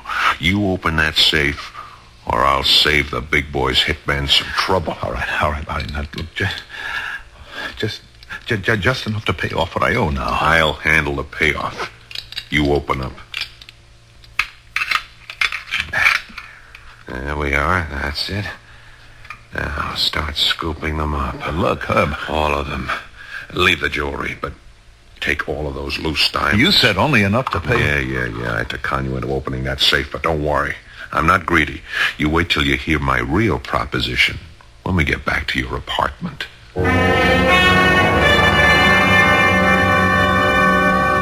There's nothing else we can do, Mort. I'm really being very generous. $50,000 in diamonds and the seats I booked for you to South America. Well, it's time to go if you're going to make that plane. How can you be sure I won't refuse? For the same reason I know you won't be back. One thing I'm not paying off are your gambling debts. That'll keep you away from home. Well, Mrs. Herman, are you all packed as I requested? Yes? And I'll drive you to the airport, just to make sure you get off all right.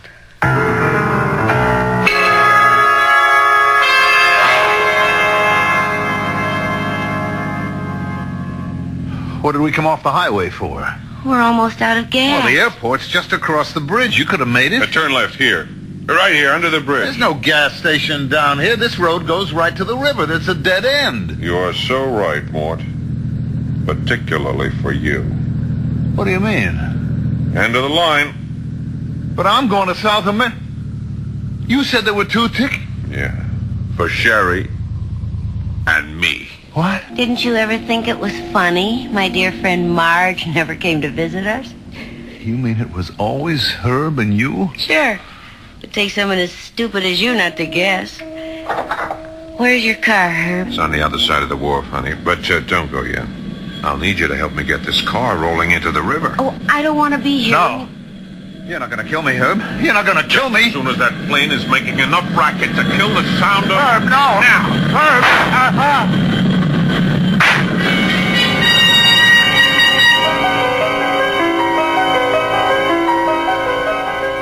I tried to jerk my head away frantically at the last moment.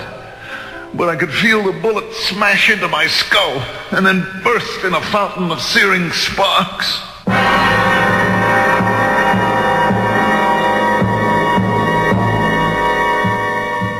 But did Mort Herman really die?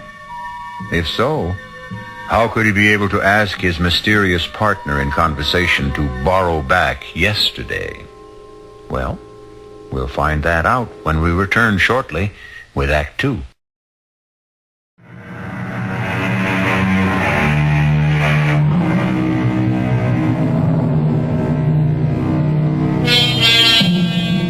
Can a man on the threshold of death hesitate and draw back? Is there for any of us the hope of a second chance? And if we were granted this chance, if we were allowed to retrace our steps, could we change the course of events and find another ending? We're about to return to the story of a man who asked for yesterday. Am I dead? Not quite. You're in a hospital with a bullet in your brain. As the saying goes, as good as dead. And Sherry and Herb got away with it. Oh, it isn't fair. If I only had it to do all over again.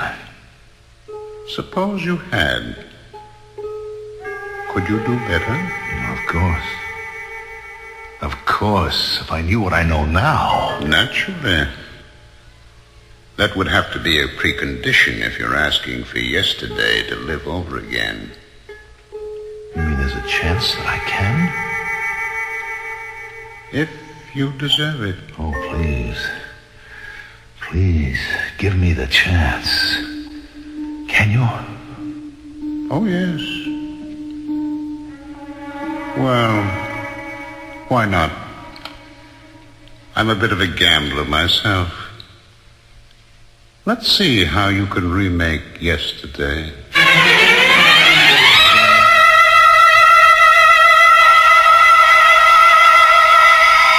Oh, for crying out loud, Mort. It's your alarm to wake you up. Turn it off. Oh, sure, honey. Wow. You have a bad night, honey? Oh, what'd you expect? With you turning and twisting and groaning and moaning, I didn't sleep. Sorry, honey. It's just that I'm going crazy. I don't know what I'm going to do. But that was yesterday. Now I know what I'm going to do. Or at least what I'm not going to do. I was aware of Sherry's voice saying all the things as we had said them. But I was thinking to myself how I hated her, knowing the truth. Her pretense of love, the story about her friend Marge. Well, now that I knew I was the one marked for the kill, things were going to be different. But not till I was ready. Till then it had to stay the same. Yeah? Oh, Herb, it's Mort Herman. Hi, Mort. What's your action? Look, I want to get a bet down on the 4th at Jasper Gardens today. You got it. What horse? How much? The favorite. Final chance. 1,000 on the nose. But gee, that's a little steep. I'd want that cover. Look, it's Saturday, Herb. The banks are closed. Yeah. I haven't got that much on me in cash. I'll tell you what. Drop me off your personal. It was hard to sound scared the way I had before, knowing that slimy rat was two-timing me with Sherry. But I had to play it out so he wouldn't know this time. Know that he was going to be the one that got hooked. You just give By me the second call, I was ready to make the first of my changes in the afternoon. And I'll see you get down on Tidy Lady. 100 to 1. A sure thing? I'll let pipe cinch. You can't lose. Oh, boy, look, I know I can trust you, Herb. You wouldn't steer me wrong. You know it, kid. Well, look, all right, how about giving me a real break now? Spring me for a big one. 10G. Now, wait a minute. You know I'm good for it, don't you? Yeah, well... Look, I got a safe full of diamonds would cover that 10 ways from nowhere. I bet that big might shake the odds. Herb, come on. You can lay it off 50 different places. Okay. You got a deal. But bring me that check. My upping the ante was a jolt for Herb, I knew. But I also knew that he had to go for it. As I wrote out the worthless check, I could just figure the conversation now going on between Herb and my no-good cheating wife. Did he go for it? Yeah. Herb, is something wrong? No, I I just got a little mad is all. Why?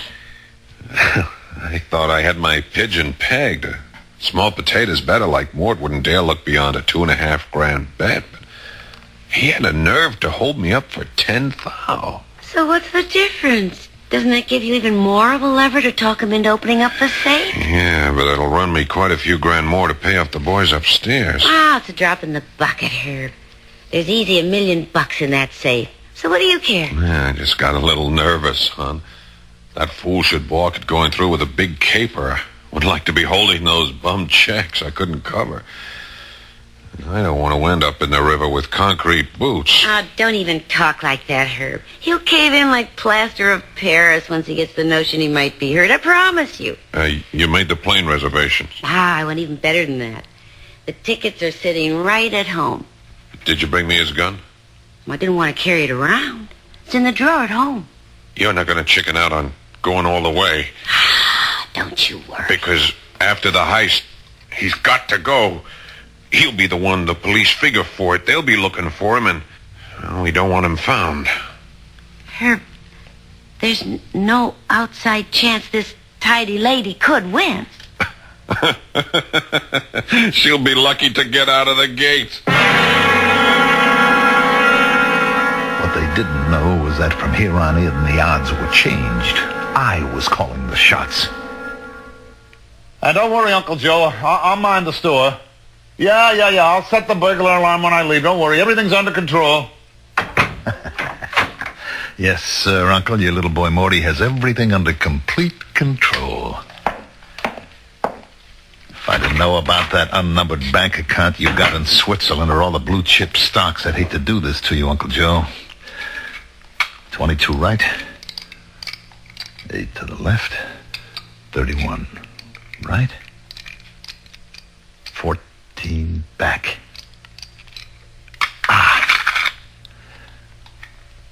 A real nephew, maybe you could have trusted, but a made-up one, you got only yourself to blame. I cleaned the safe out of everything in diamonds, just like Herbie would have made me do. They went into my pockets. It's surprising how little space nearly $1 million in diamonds takes up. Then I went to deliver my check to Herb. I'm stretching quite a point for you, Mort. Oh, I know that, Herb, but I'll be good for the check. Oh, don't give it a thought. You and me, we're going to be rich men after that 4:30 finish. And no kickbacks. We're riding on all the sucker's money. Is it, you want a drink to it? No. I'll pass, Herb. I'm kind of pooped. I've been under a lot of strain lately. So I think I'll just go on home and take a little nap until post time. You're not going back to the store, huh? No. I think I'll just watch on TV while our jockey boots our fortune home. Well, maybe I come up and join you. We could celebrate together. Why not? Not in a million years, Herbie. Not ever. You're not seeing me again. When I heard you laying off those bets that you had to guarantee personally, my score with you was all settled. Who's that? Me. Mort. What are you doing home so early? Why, aren't you glad to see me? Well, of course, sweetie, but... What are you doing with the gun? Just checking to see if it's loaded. Why? Well, you know I always do that when I'm carrying diamonds. Diamonds? You're carrying some now? Yep. Oh, what for? I'm going on a trip. When? Right now. Well, but I thought... You thought what? Well, I thought... Well, didn't you have a bet on a horse or something? That's right, I do. 2 of them, to be exact. On the same race. Well, I don't understand. Yeah. Pistol's all set now. I think you do, Sherry. What? Understand. Mort, honey, you're so strange. What are you trying to say to me? I'm not trying, honey. I'm going to lay it right on the line for you. How long have you and Herb been closing me out? What? Knock it off, Sherry. I can do without the injured innocence. I know the whole scheme, so you better come clean. Well, I don't know what you're talking about. You got tired of me, Sherry. Maybe you only married me in the beginning because diamonds were very big in your eyes. But I blew it all because I ran to the ponies. And they cleaned out what little I had. And then you met my bookie. You want to know something? I never really took a close look at him until today. He's quite a hunk of man. If you'd have told me, maybe I couldn't have blamed you for going for him instead of me. No, look, Mort, before you do something crazy, just... No, not crazy, baby. No more. Don't point that at me. Don't you think I have the right? Why? Because you know my horse is going to lose. And then I'm set up to open the safe, Sherry. Then when it's opened, your lover is going to clean it all out, pointing this gun at me. And then you're going to drive me out to the airport and shoot me and put me in my car and sink it in the river while you and Herb take off for South America together. Isn't that the plan? How could you know? I mean, what are you talking about? You, me, and Herb. And the future. I ought to put a bullet in your head right now. No, Mort, no, listen to me. I'm Sherry. You're Sherry. Your wife. Someone who'd do anything for you. Or to me. No, Mort, please. No, give me a chance. Whatever's in your mind, we can work this out. Can't we somehow? Oh, my God, Mort, can't we somehow? Please.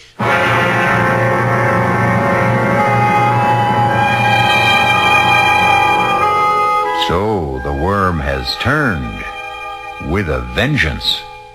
The biter is bit, and the man who asked for yesterday seems in full control and in command of history, with the power to change the shadow that coming events cast their shadow before. We'll see just how when I return shortly with Act 3.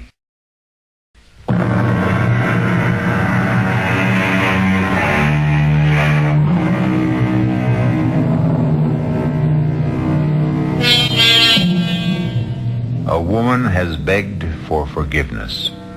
A woman we already know deserves none. And what about her husband? A man with a miraculous second chance. Has he the humanity to be forgiving? Can he change the already preordained course of fate? In the first playing out of this particular chain of events, who was the ultimate victim? And who escaped? The answers are waiting. Please, Mort, give me a chance. I think we can work it out, Sherry. With your cooperation. Well, just tell me how. It'll be just the way you and her planned it. Except that I'll be using the other ticket that you've already reserved for South America. But what do we use for money? Just what you and Herb would have used. I already have the diamonds. We can leave immediately. Yeah, but the horse race. That doesn't matter anymore. Doesn't matter. When you've already bet Don't 10,000. look so guilty, Sherry. I'm aware that you know about that. Mort, you're scaring I'm also me. aware that the bet means nothing to me. That the horse isn't going to win. How can you know all these things? Let's just write it off to the strange fact that I have suddenly acquired second sight. Now you're scaring me even more. Maybe that's the object. Come on, let's pack and go. But Mort, if you're going to lose the bet, how is it going to be paid? Oh, that's the beauty part. That's going to be your ex-boyfriend's problem, Herbie. But he hasn't The money?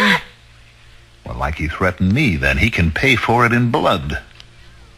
Now, do you want to hang around and do the same? You couldn't leave me. I know too much. That's how it goes, sweetie.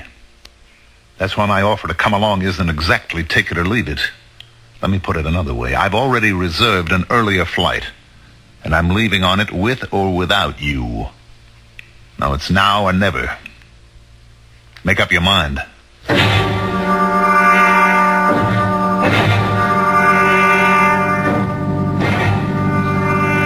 Mort? What? It still isn't too late. Too late for what? To go back? Start all over? How? Well, the race hasn't been run. I could talk to Herb. Maybe get him to call off the bets. Forget it, Sherry. The bets are down, all of them. It's too late to call anything back. What are you slowing down for? We need some gas. We must have enough to get us to the airport. We're right at the bridge. Oh, I wish you could know how familiar this conversation sounds. Why are you turning off? We have an appointment right below the bridge here. You're scaring me again. Mort, what is it about you that... Maybe I've become the agent of fate. The what? It's finally catching up to you, Sherry. I don't know what... Mort, don't turn left here. This is a dead end. It ends at the river. I found that out once. Well, Mort, I think you're crazy. Mort, let me out of here. Oh, no, sweetie. I can't do that. A coffin is a coffin, no matter who the corpse turns out to be. What do you mean? You and her planned for it to be me. I've just revised the plan. Put that I've gun decided away. the only one that really deserves to be shot is you. Goodbye, Sherry. Welcome to my grave. I forgot I should have waited for a plane going over to drown out the shot that killed Sherry. But it didn't really matter. No one heard it but the two of us. It wasn't much of a climb back to the highway, and I had plenty of time to walk to the airport. I had no baggage except $1 million worth of diamonds. And for the first time in as long as I could remember, I was free. Ladies and gentlemen, your attention, please. An unexpected total inversion due to extreme weather conditions, aggravated by a heavy smog, has caused a temporary shutdown in all air traffic. Arriving planes are being shunted to alternate landing fields, and there will be no takeoffs on all scheduled airlines until further notice.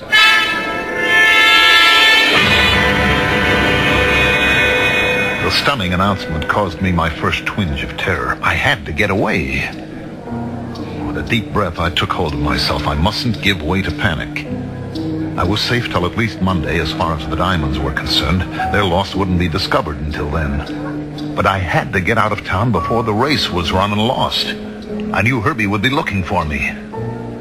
I could head for the nearest airport that was cleared and take a plane from there. The answer was just across the terminal building. Your attention, please. Oh, miss? Excuse me, miss? I'll be with you in just a minute, I've been waiting for almost half an hour. Be back in a moment. Some panic, huh? You think there was a war on or something, huh? They've canceled all the flights. Yeah, I just heard.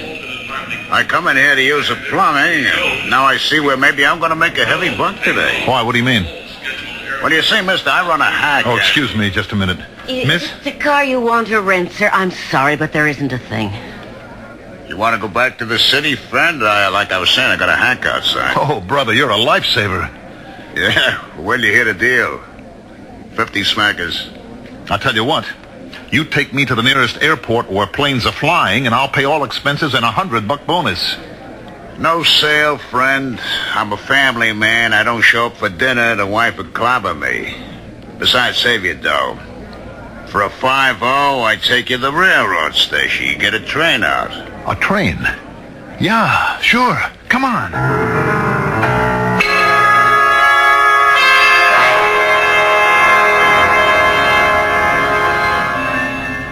Oh, what's the matter, driver? You got me. Some traffic jam. Looks like fire trucks up there at the station. Well, there's a cop over there. See if you can get his attention. We got it already, Bubby. He's on his way already. You headed for the railroad station, buddy? Yeah, officer. I got a passenger going. Yeah, you got nobody going nowhere. There's a fire in the tunnel.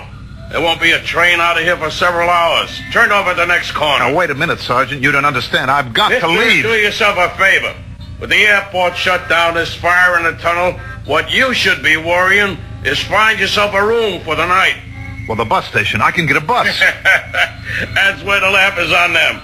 I mean, the business they could be doing tonight, and their drivers had to pick this weekend to go out on strike. Okay, Hacky, you're holding up traffic. Move on. What am I going to do? I don't know, mister. But I'll tell you one thing. You've about used up your 50. Make up your mind wherever I drop you. They better be close. Just let me think a minute.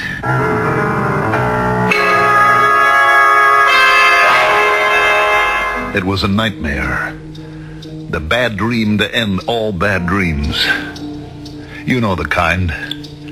Where you have to escape, but you can only move in slow motion. Your feet are buried in mud like glue. You're caught. You're trapped. You're helpless. You know there's no way out. Okay, Mac. This is it. End of the line. I don't take you no further. Hey, watch it, Bobby. Let's not throw any fits or nothing. I already got enough trouble out of you. You don't get the joke. I ain't interested. I want you out. You know where you've stopped? Right in front of my own house. So ain't that a lucky coincidence? I brought you home. So out. This is the last place in the world I want to be. I can't get out here. Oh, Mort. I've been waiting for you. Herb. Look, Herb. Let me give you a hand out. You look a bit shaky. And don't make any sudden moves. Oh, you got your fare, Hacky? I got it, mister. Take care of your friend there. He's kind of in a bad way. All right, let's keep our hands nice and open where I can see him. And then we'll go inside and we'll have a little chat.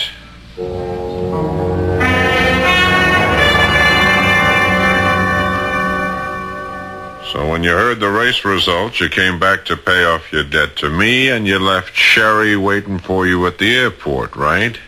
That's right, Herb. And you want to pay me off in dime. Well, like I told you this morning, I don't have the cash on hand. Yeah, I'll get that. Yeah. Oh, yeah, this is Mr. Herman.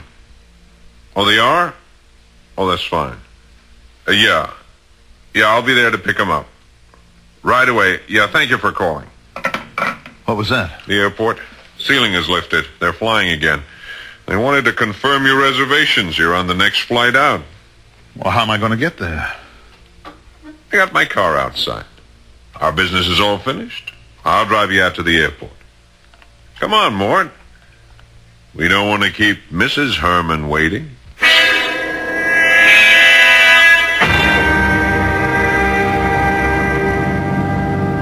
I appreciate you going out of your way like this, Herb. Don't mention it. As a matter of fact, it just fits in with my plans. What are you doing? Don't turn off here. You and I have a little final business to complete. No. Not under the bridge. Oh, you know this little spot, huh? Is that where you gave it to Sherry? What are you talking about? Come on, jerk. When I took that gun from you, I could smell it had been fired recently. When I couldn't reach Sherry, as we'd planned earlier this afternoon, I had to figure maybe you'd caught on about us. That's why I was waiting for you when you got home. What did you do with her, Mort? I don't know what you're talking about. Sure you do. Come on, get out. Now give me your coat. Herb, please. Please. Coat, jacket, pants. I want all the diamonds. Herb, please. Did you give her any chance? What did you do, shove her back in your car and roll it in? Look, she had no right. Okay, you forget it. Now you just drop those clothes and walk to the edge of the pier. I wish I had a car to bury you in. But I'll take my chances on the tide. Move! It didn't make any difference. It all turned out the same, didn't it, Herb? I don't know what you're talking about. But by me, it comes out even. Goodbye, Mort.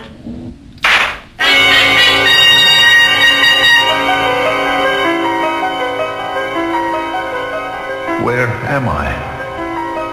Right back where you started. But I didn't change anything. Did you really think you could? But Herb gets away with everything. And I killed Cherry. At least she could still have been alive. Well, don't worry about that. Think back to the first of your yesterdays. Remember a second shot? Herb sent Sherry with you into the river, locked in the car. Well, then how did I... When you were in the back seat. The door wasn't closed completely. The water pressure opened, you surfaced, and drifted on the tide to the bank, where a police sergeant found you and brought you here. Where? To the hospital. They're operating on you right now. Then I'll live? Do you think you should? I could prove it to you. If you'd just let me have yesterday again. Oh, no. No, I'm quite satisfied now. About what? That you belong to me. Now I pick up my part of the bargain. Your part. Tomorrow. I'll take care of all your tomorrows.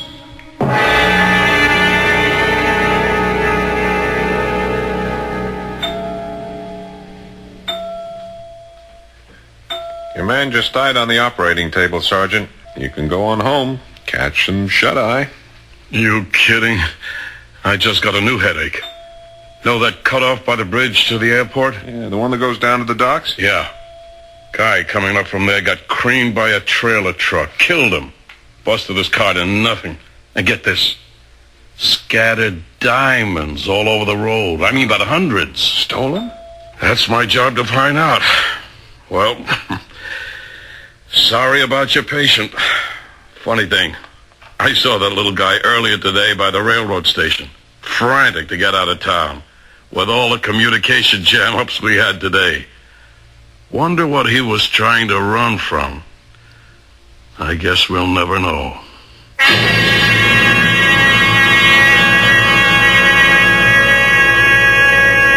But we do, even if the sergeant never learns. And we also know it caught up with him.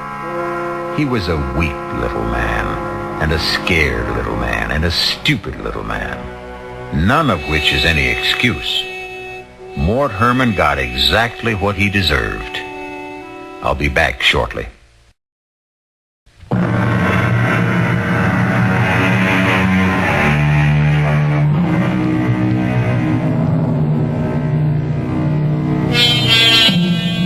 In the beginning, if you remember, I mentioned an often misquoted line.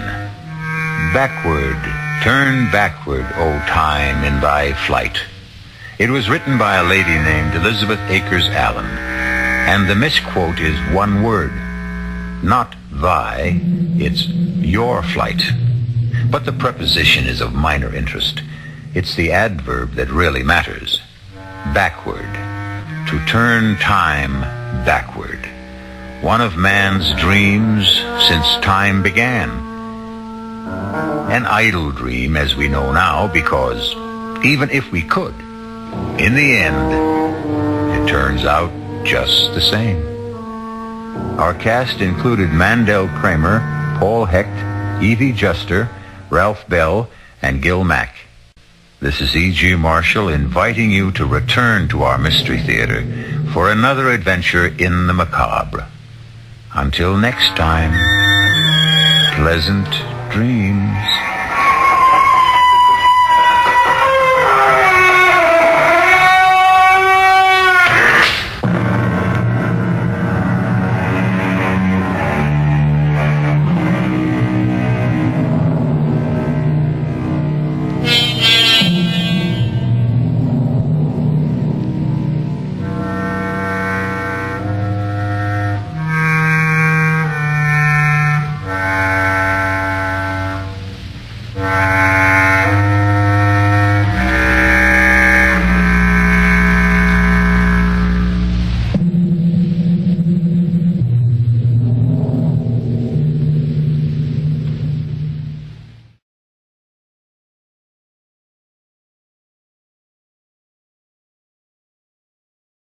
The CBS Radio Mystery Theater presents...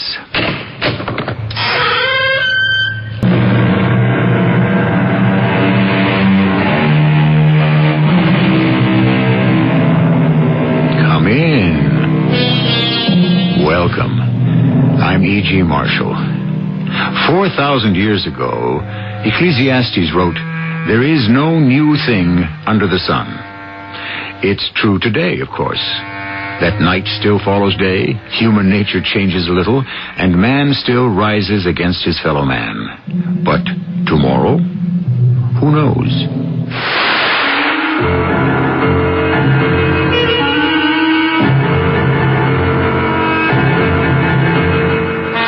Our mystery drama, Stand In for Murder, was written especially for the Mystery Theater by Ian Martin and stars Paul Hecht and Terry Keane.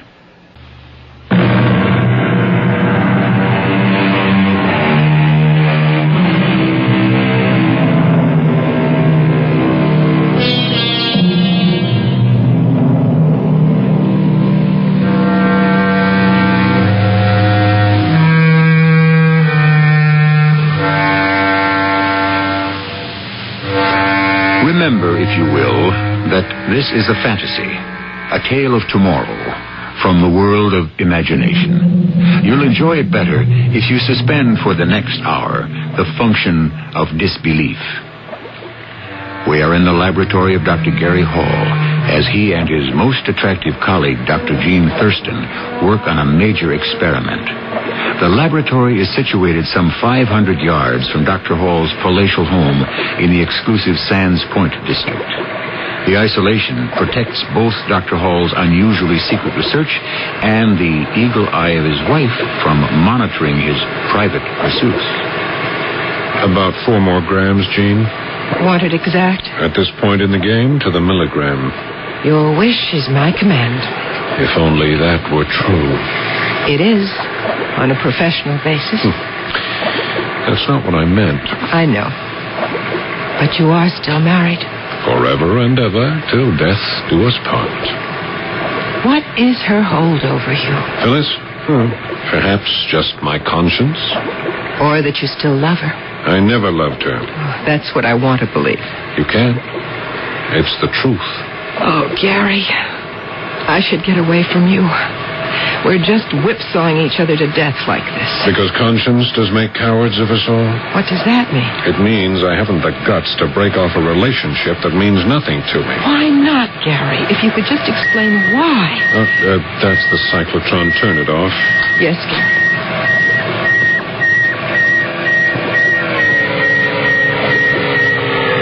I've cut the power. This mysterious capsule of yours, does it really contain life? Artificially engendered? Parthenogenesis is a fact. Life can be created asexually. Lower forms of life, but not humans. Why not? We can reproduce by cloning, create another organism from one of its own cells. We have isolated DNA, the genes that create an individual. Amalgamate these factors, establish an environment where they can pattern themselves on nature, and you produce life. I could approach this problem on the basis of sheerly human, cellular functions, but I want to move faster. Therefore, I use the whole range of electrical and physical research to bolster my attempt. Gary, honestly, do you really believe you can create a human being? Look, in a few minutes, when that machine has stopped its revolutions and we can open the capsule, I may have the answer. But till then... darn. What's the matter? Pavlovian reaction. The instant reflex whenever a bell rings, I know Big Sister is watching. Big Sister? My wife, you want to bet? Isn't it always? You better answer, Gary. Yes, of course, I'd better answer. Dr. Hall speaking. Are you quite sure? Oh, Phyllis, what do you want? Maybe just to know who I'm talking to. Is this really Dr. Hall? Internist, endocrinologist, research fellow, and a welter of medical technical terms I don't understand? Or is this just fun-loving Gary, whose sexual appetites are never quite satisfied? I don't know what you're talking about, Phyllis, but really I Look, wish... you know exactly what I'm talking about. I want you to fire that so-called female doctor who was sharing your research lab these last 2 months and come on home. Phyllis, be reasonable. Dr. Thurston is invaluable to me. Get rid of her. I've had it. You'll march to my tune, or I'll bring our house of cards down around our ears. I could kill her. Why do you jump every time she pulls the string? No, I'm brainwashed. There's nothing else I can do. Why don't you get rid of her? You mean kill her? Oh, of course not, darling. I mean divorce her. Whatever she wants, you can afford it. I'm afraid I can't. You still love her. I hate her. It's something I can't explain to you. You wouldn't understand. Try me. Well, I hope it'll never come to that. Well, I better go. Oh, what's that? Oh, the diffusion pump. Want me to reset it? Yeah, put it on low. I'll have to put everything on hold for tonight. I can stay as late as you want and monitor all the systems. Not with Phyllis on the warpath. What about tomorrow? Oh, push that rheostat to 7, will you? Be here at the usual time? Are you sure? What do you mean, am I sure? I would rather not get here unless I'm sure you're here to let me in. I wouldn't want to tangle with your wife again. When did that happen? Day before yesterday, when we closed up, I'd forgotten my handbag, and when I came back, the door was locked. While I was trying to get in, I ran into Phyllis. She didn't tell me. What happened? Nothing earth-shaking. Oh, when she discovered who I was, if looks could kill, I would simply have disintegrated. Doesn't she know about me? I told her that Dr. Rowland had left me and that a Dr. Gene Thurston had replaced him. Without mentioning that this Gene is female. Well, I thought it wiser not to make too much of it, under the circumstances. Gary, we couldn't help falling in love. It's Phyllis who has to be convinced of that. Gary, I love you, but I'm not made for this. I don't want to sneak love. Now, what are we going to do? Look, let me handle Phyllis. How? I'm going to give her one last chance to be decent. Whatever happens after that, she has only herself to blame.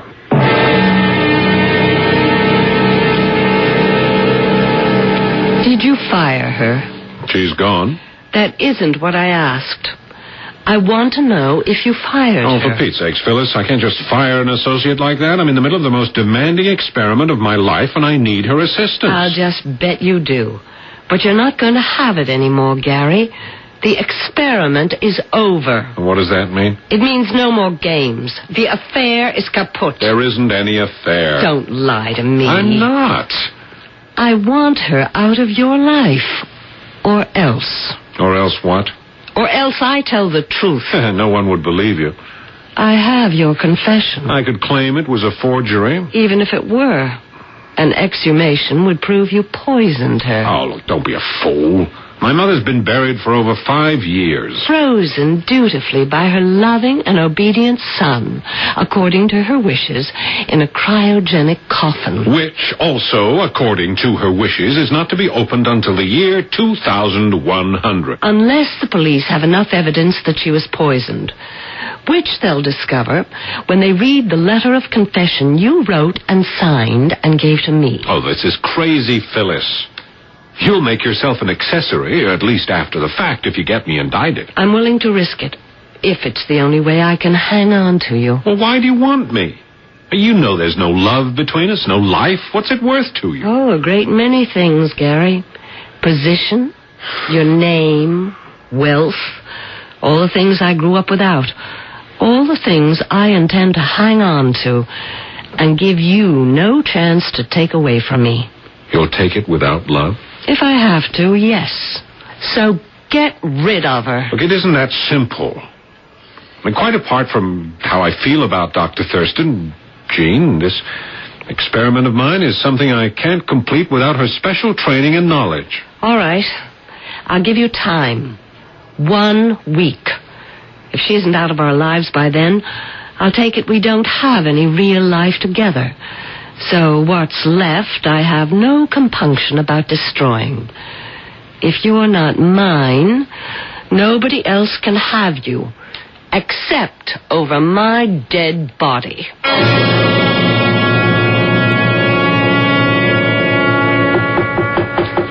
Who is it? It's Jean, Gary. Okay, just a minute.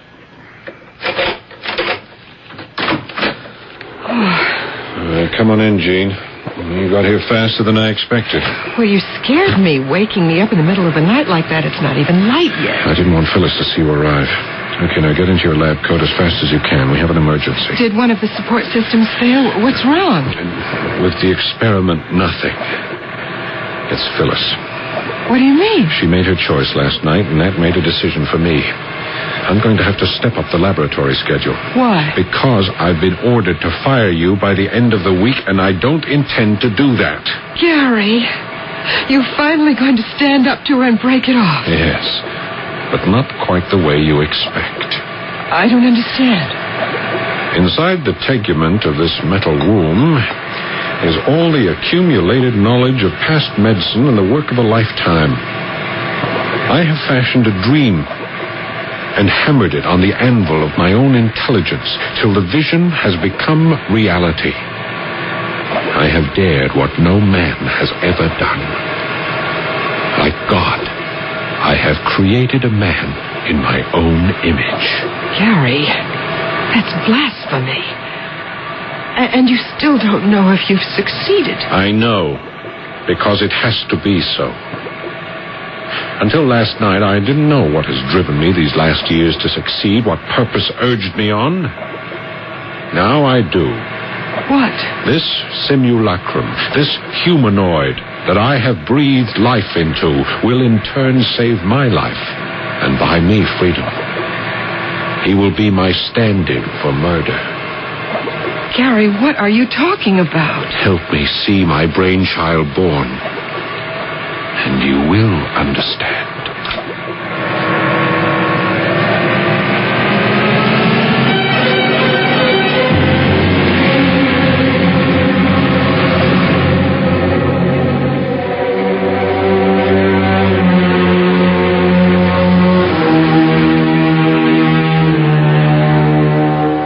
Dr. Hall crosses towards the large, coffin-shaped iron lung that dominates the laboratory. In his eyes, the glitter of a fanatic. Dr. Jean Thurston is frozen for the moment, stunned by a whole new revelation of the man she loves, which she has glimpsed through the windows of his eyes. At her heart, icy fingers of dread tug as she tries to understand what he meant when he said, "Stand in for murder." I shall return shortly with Act 2.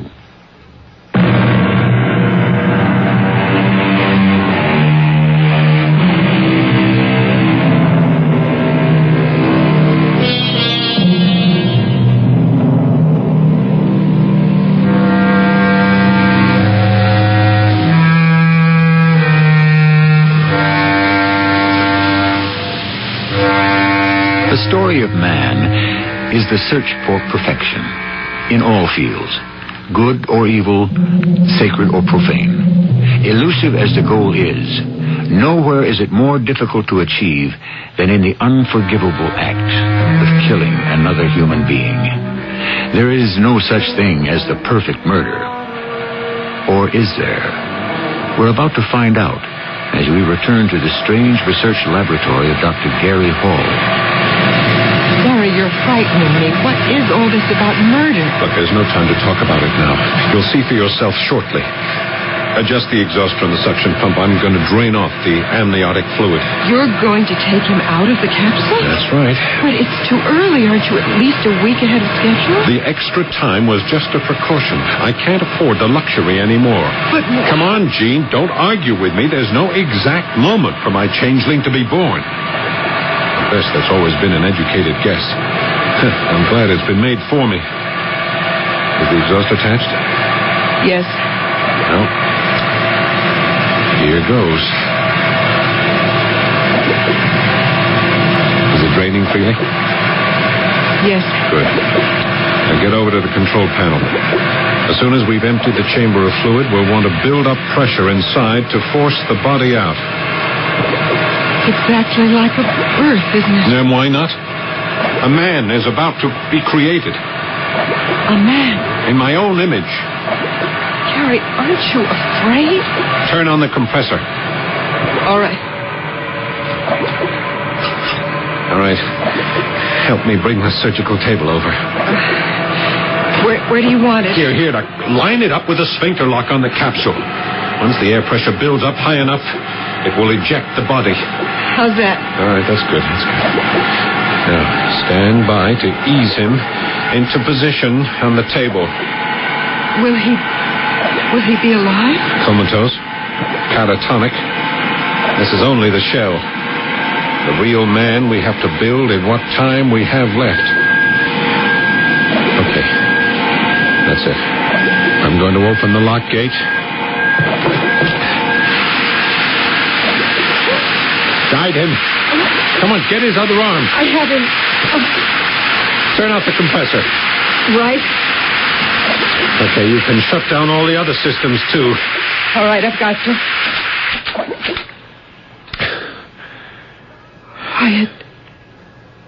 It's unbelievable. What did you expect? I didn't expect. I mean, it's a carbon copy of you. My simulacrum. Is that what you planned? He was cloned from one of my cells. It's not surprising. I still can't believe it. Why not? You've known ever since you came to work for me that we had a living organism inside the capsule? But not someone who was absolutely identical to you. As well as I know and love you, I couldn't tell you apart. That's what has become the whole object. What do you mean? When I kill Phyllis, I need a culprit. Here he is, our passport to freedom. Kill Phyllis? It's the only way we can have a life together. For me to be able to get away with murder. No, Gary, I can't stand for that. Well, you'll have to. Whether or not you want to share the future with me, I can't take it with Phyllis anymore. Then divorce her, leave her. There are other ways. No. You see, the unfortunate fact is that in order to create life, I have already taken one. Whose? My mother. She had all the money. It was in her hands. I needed it for my research, but she wouldn't let me have it. She treated me like a child with a ridiculous and impossible dream. She was pre-senile, and she needed a nurse to take care of her. Although physically she could conceivably have lived another 20 years. And in order to dispose of her, I needed her nurse's help. And the nurse was Phyllis? Yes. Yes, and she exacted a price for her cooperation. At the time, nothing mattered but the achievement I could see ahead of me.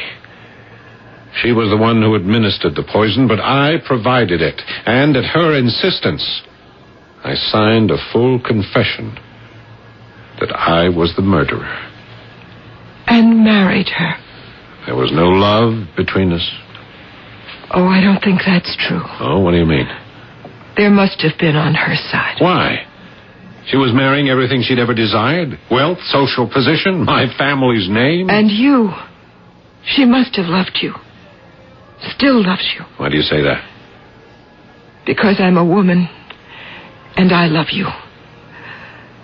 I suppose I can't help myself any more than she could. Oh, let's not talk any more about Phyllis. There was no love there.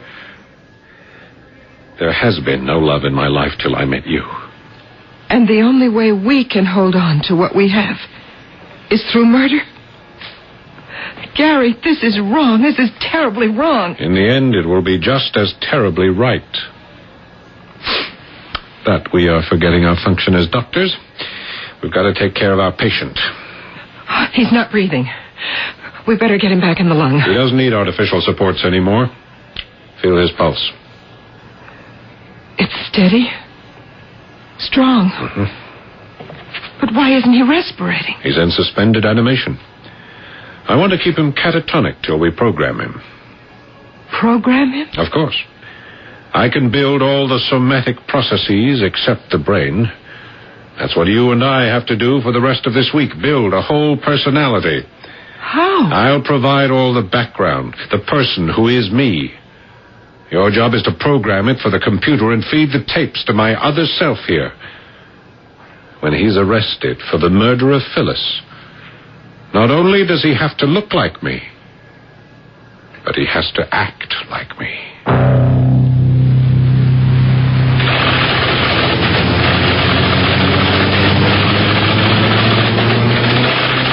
My name is Gary Miles Hall. I was born February the 4th, 1938. The only son of Elizabeth Biddle Gansevoort and Averill Hall. My father was the last of a family of 4, all boys, each of whom predeceased him and left no heirs.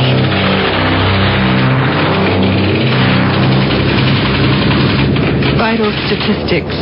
Height, 5'11". Weight, 183. Hair, dark brown. Eyes, brown. Distinguishing marks, none. Intelligence quotient, 164.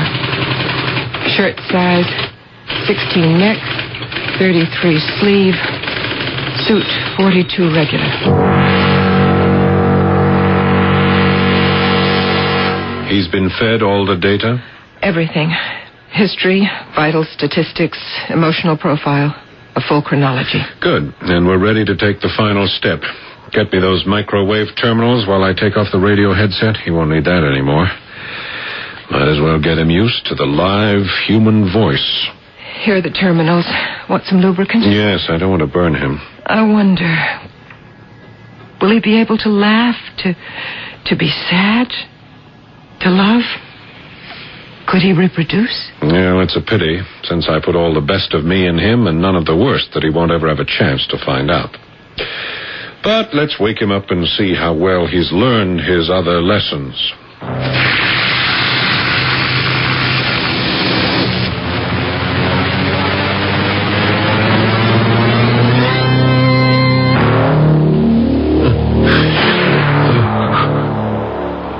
Are you all right? Can you hear me? Yes. I can hear. Can you sit up? Yes. I can sit up. What is your name? My name is Gareth Miles Hall. My friends call me Gary. Who are you? I am a doctor, but I no longer practice medicine.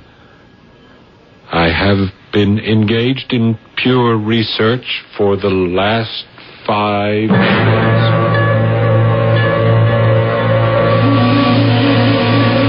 I have for a long time been very unhappy with my wife. Matters have recently come to a head because I am in love with my colleague and associate, Dr. Jean Thurston. But my wife refuses to give me a divorce so that I can marry her. Yes, and what? Go on. I don't know anymore. You didn't tell him the rest, Jean? I couldn't, Gary. I just couldn't. Yeah, well, perhaps it's just as well, till the last moment. All right, my alter ego, you've been talking for almost 2 hours. I'm sure you can use a rest. Roll up your sleeve, please. What are you going to do? I'm going to give him an injection. See he gets a sound sleep. Tomorrow's going to be a big day for him. Big day for all of us. Do I have to go to sleep? Well, don't you want to? I want to look at you. I love you. Gary, I don't know what to call you. Why not Gary? That's my name, isn't it? Yes, but it's so confusing. I think I'd rather call you something else. Well, my other name is Miles. That's it. That's what I'll call you. Miles. Okay, Brother Miles, let's see that arm. Gary, do you think you have to? Gary? Is his name Gary, too? Yes, it is. Who are you? All right, I'm a doctor. I just want to give you something to make you feel good. I don't know if I want it. Should I let him, Jean? I think maybe it would be better if you did. Okay. Whatever you say. All right, just lie back. You may feel the needle for a moment, then you start counting. Counting? You know, numbers like 100. Oh, yes. 100. 101. No. Try counting backwards. 199. Oh, 98. 97. 96. 95.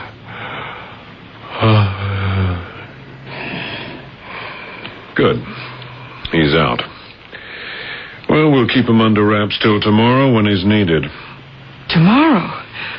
You're planning to kill Phyllis tomorrow? Yep. It might be wiser to kill my alter ego, too.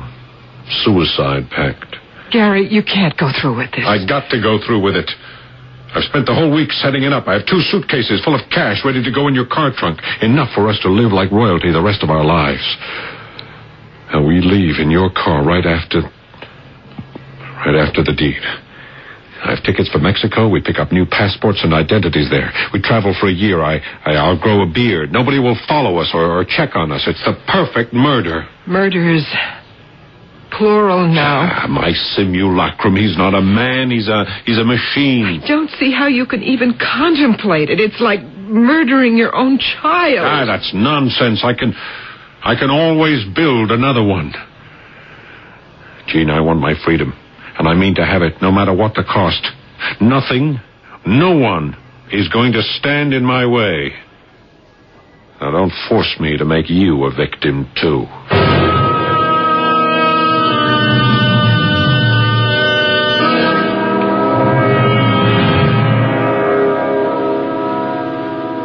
Jean stares in disbelief and fear at this man she loves, who so suddenly and violently has changed. It is as if he had given all the best of himself to the gentle humanoid he created, keeping only the dark, destructive forces for himself. She is trapped now into being part of a crime she abhors, but from which she sees no hope of escape. There seems to be no way to stop it without causing her own death. I shall be back shortly with Act 3.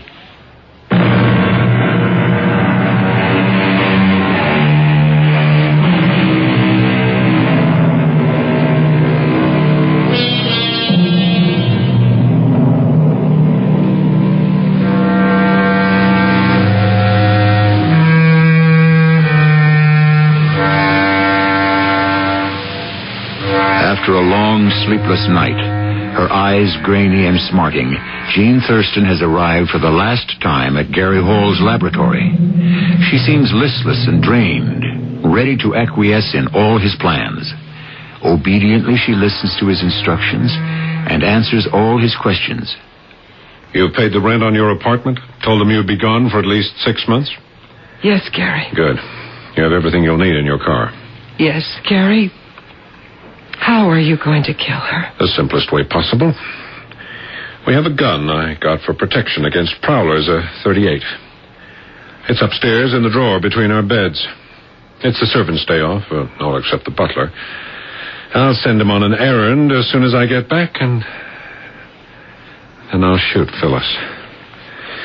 After that's done, you can bring a robot over, shoot him, and leave the gun on the floor beside them. But it will have your fingerprints on it. Of course, that's part of the plan.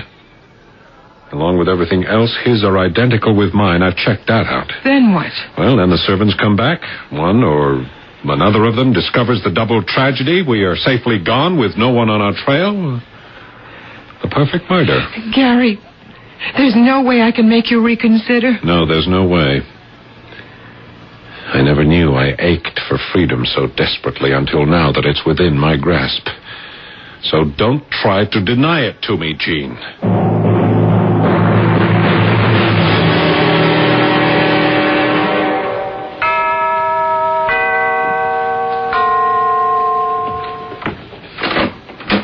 Yes? I'm Dr. Thurston, Dr. Hall's assistant. Oh, yes, madam. I mean doctor. I recognize you now. May I come in? Dr. Hall is not here. Yes, I know. It's his wife I want to see. Oh, well then, won't you step in? Thank you. There's a small reception room on the right. If you would wait in there, I'll see if Mrs. Hall is up. It's still quite early, and... It's all right, Grover. I'll handle this. Oh, yes, madam. You may leave. Yes, Mrs. Hall. What do you want? I've got to talk to you. There's nothing to be said between us. Oh, yes, there is. And it should be said privately. Can we go into the room the butler was showing me into? Look, I'm out of my mind to give you even the time of day. But come on. Let's hear what you have to say.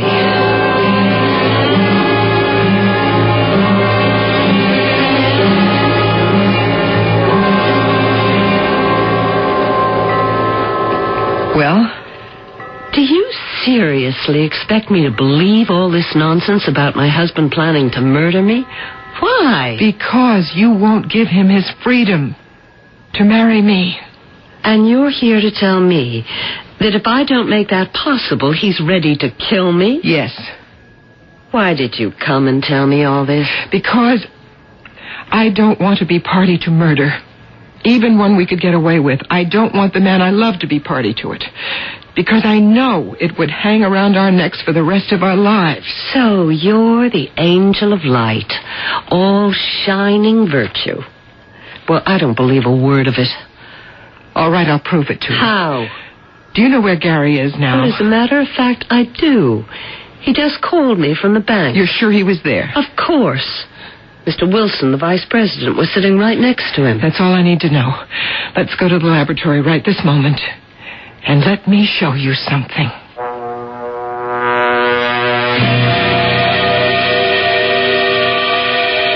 I can't believe it.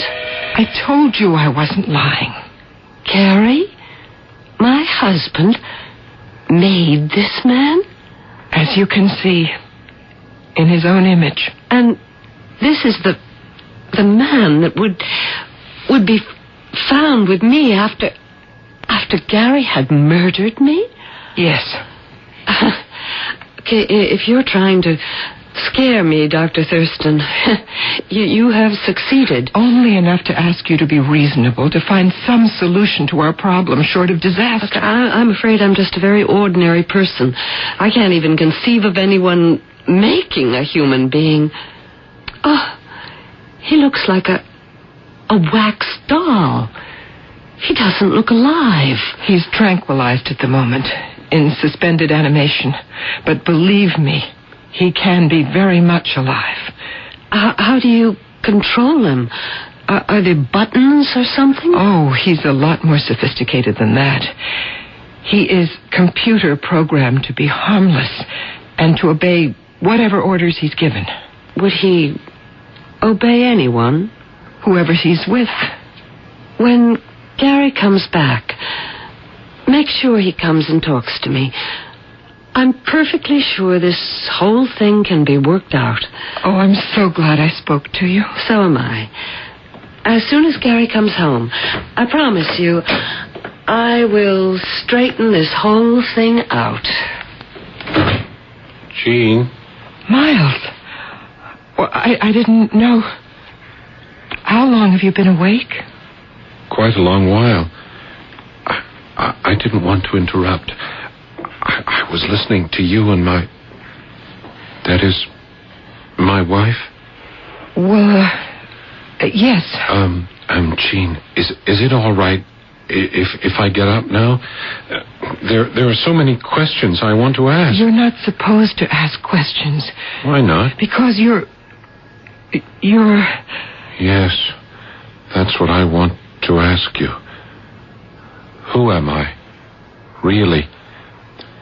I say I'm Gareth Miles Hall, but I feel something wrong, and I heard you tell her about the other one that you call Gary, who sounds like me, but how can he be the same person? Well, didn't you hear me tell Phyllis how you came to be? Yes. But how could I be the same as Gary? How can there be two of us? How could anyone think we are the same one? Miles, have you ever seen yourself in a mirror? A mirror? What is that? A piece of glass that shows you just how you look. Here, give me your hand. Now. There. Look. But that isn't me. That's the other Gary. Yes. The man who made you in his own image. Don't you understand? You look exactly like him. No. You are exactly like him. No, I am myself. I want to be myself. Jean, I love you. I trust you. Please, explain it to me so I can understand.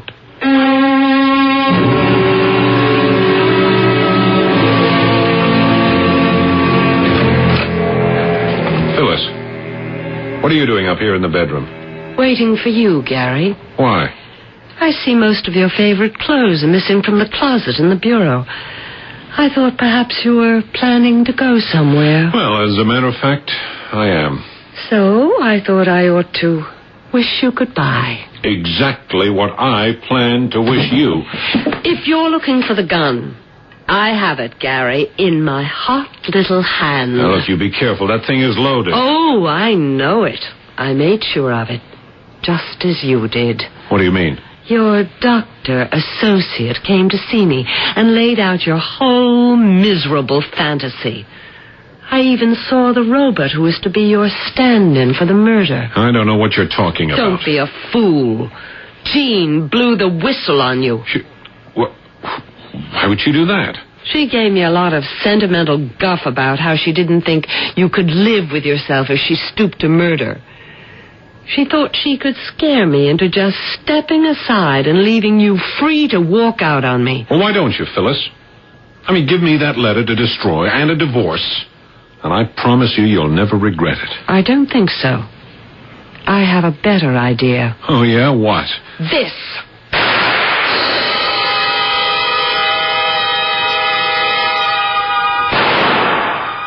What was that? It sounded like a shot, Miles. A what? A shot from a gun. What's a gun, Jean? A weapon that you... No, there's no time to explain. It came from the direction of the house. Come on. I hope it's not too late. We've got to get there as fast as we can.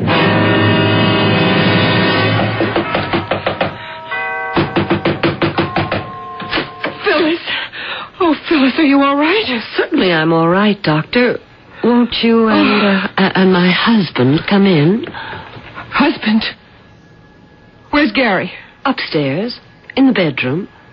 I just shot him. With this. Oh, good Lord. I've got to go to him. It won't do any good. He's quite dead. But why don't I take you both upstairs so you can see for yourself? Why? Why did you do it? I gave him his own medicine. It was what he planned for me. But he wouldn't have gone through with it. Oh, don't you ever believe it. Gary knew the only way I'd ever let anyone else have him was over my dead body. I was silly enough to tell him that myself. Fortunately, I wasn't the only one silly enough to open my mouth. You mean me? Yes. You were foolish enough to outline Gary's plan for the perfect murder for me. I saw right away how I could get away with the same. Since Gary had split himself like an amoeba, I had one too many husbands. So I decided to dispose of the one I couldn't handle. And what do you expect to do now? You and my brand new husband here are going to help me bundle Gary's body in the car. We'll tie some weights to him and drop him in the old quarry at Peterson's Corners. He won't be missed. What are you going to do about me? Get you out of my life at last. That won't be so easy once I go to the police. Accusing me of murdering my husband when he'll be standing right beside me?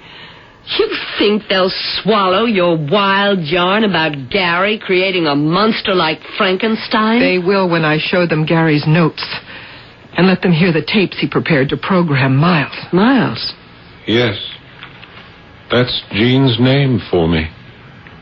I like her to call me that. It's fantastic. Gary's voice just as if he was still alive. It really is perfect. But just to make sure, you'd better show me where those tapes and notes are. We'd better toss them in the quarry, too. I won't let you get away with it. You'd better. Or this gun might go off again. It's an empty threat, Phyllis. Don't tempt me. I warn you. A gun is a bad thing. It destroys. Stay out of this, robot. Give me the gun. Give it to me. No, Give let me. Miles, what have you done? I didn't mean to hurt her. She was pointing the gun at you. Did I hurt her? Oh, not you. It was an accident. She killed herself. Oh, Miles, It's the ultimate irony. It's just the way Gary planned it. The perfect murder. Victim and culprit neatly packaged. Case closed. Only instead of setting himself free, it's you he gave the freedom to. I don't understand. Oh, of course you don't. So many things you don't. Yet. It's going to take my lifetime to open up the world for you. Teach me to be all the things you want me to be. I won't have to. He said that he'd put all the best of himself into you. And that was the man I loved. I think I'll start calling you Gary. If you wish. Yes. Because then it will be as if he never really died.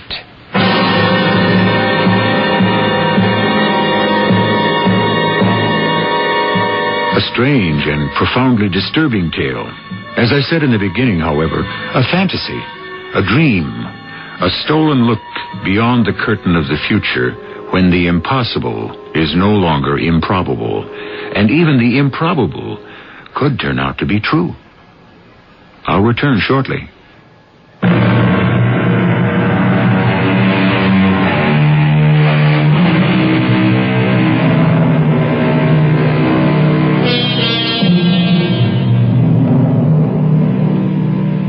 What happened to Jean and Miles, or Gary as she prefers to call him? Well, they drove off in the car with the money in the trunk and the travel tickets, and no one to follow or care where they went. So we don't know. We can't know, because this is a tale of tomorrow, and it hasn't happened yet. Our cast included Terry Keane, Carol Teitel, and Paul Hecht. The entire production was under the direction of Hyman Brown. This is E.G. Marshall inviting you to return to our Mystery Theater for another adventure in the macabre. Until next time, pleasant dreams.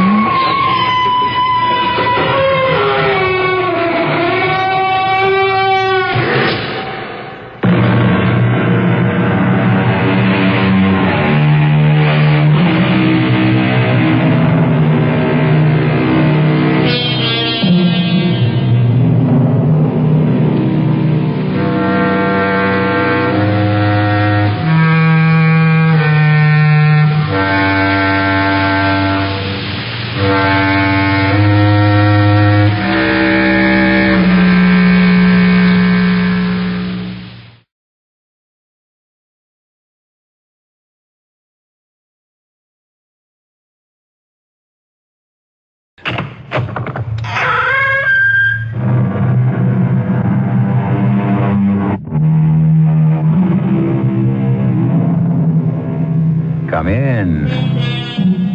Welcome. I'm E.G. Marshall. I've been waiting for you all day with a story of sheer horror. Don't look for dismal mansions or ghostly cries in the night. Our story of horror takes place in New York City. From the glittering atmosphere of Carnegie Hall to the fashionable shops of Fifth Avenue and the exclusive penthouses of Park Avenue. To Hilda Turner, these were so far above her reach, she hardly dared dream about them. But then, all of us have our dreams. They cost us nothing, and they do make a pleasant change of pace when reality becomes a treadmill. Hilda Turner dreamed, and something happened.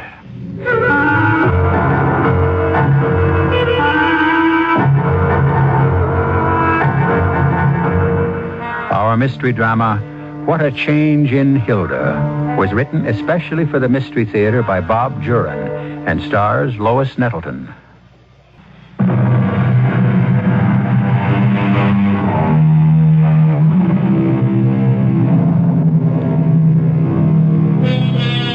Everyone wants more out of life. Did you ever meet someone totally satisfied? The more we have, the more we want, it seems. But then there are those who've resigned themselves to mediocrity. They know they'll go no further and settle down to what Henry David Thoreau called lives of quiet desperation. Hilda Turner is just such a woman. At 30, she is plain, unglamorous, and married to a man who loves her and whom she loves, but there's little money from his taxi cab job. And her salary at Hobbs' department store just about, but not quite, makes up the difference between red and black each month. Hilda doesn't really regret or resent her life. It just bores her. What time is it, Brad? 10 o'clock. Want to watch the news? No, I'll just put up my hair and go to bed. You finished with the paper? Yeah. Oh, I'll just look at the headlines. Want a cup of coffee? Yeah, if you're having some. Yeah, might as well. Instant okay, or should I make a pot? Instant. Brad, What? I can't believe this. What? You remember Grace Hutchins? The girl I used to work with at Bradley's? Grace, yeah, sort of. Short, blonde hair. She used to come up to the place lots of times. I haven't seen her for, I don't know, a year or so. Not since I left to work for Hobbs. Yeah, I remember her. So what? It says here she's making her singing debut at Carnegie Hall this Sunday evening. I didn't know she sang. She didn't. That's why I don't believe it. Oh, she used to talk about wanting to sing, but she didn't have the voice. She was terrible. Even she admitted it. Well, then it's not the same Grace Hutchins. Her picture's right here. Look. Now, that's the same Grace Hutchins I worked with. Uh-huh. I haven't seen her in a year. So she found a good teacher. Brad, it takes years to sing good enough to sing at Carnegie Hall. You don't do it in 1 year. She's doing it. It's just unbelievable. Brad, we've got to go. What? We've got to go to that recital. Me at Carnegie Hall? I wouldn't miss this for the world. I've got to go and see and hear this for myself. Well, go with Audrey. Oh, no. Please, Brad. I want to go with you. Well, okay. But I'm not going to enjoy it. Oh, gee, I sort of wish I had a fur to wear. Maybe Mrs. McCloskey would lend me her fox. Oh, come on, Hilda. It's bad enough to be going to Carnegie Hall without dressing up. You got no style, Brad. But I love you anyway. Yeah, I'll ask Mrs. McCloskey tomorrow. Okay. And you stop and get the tickets. I just can't wait to hear Grace Hutchins sing and see the inside of Carnegie Hall.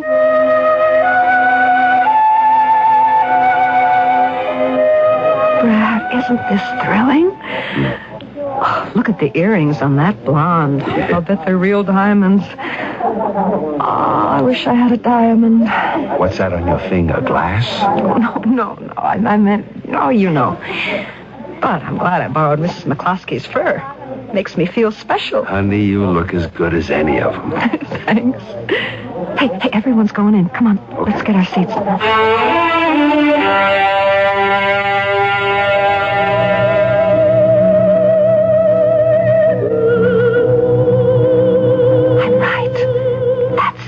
Grace Hutchins. I think you're right. I know I am. I can't believe what I'm hearing.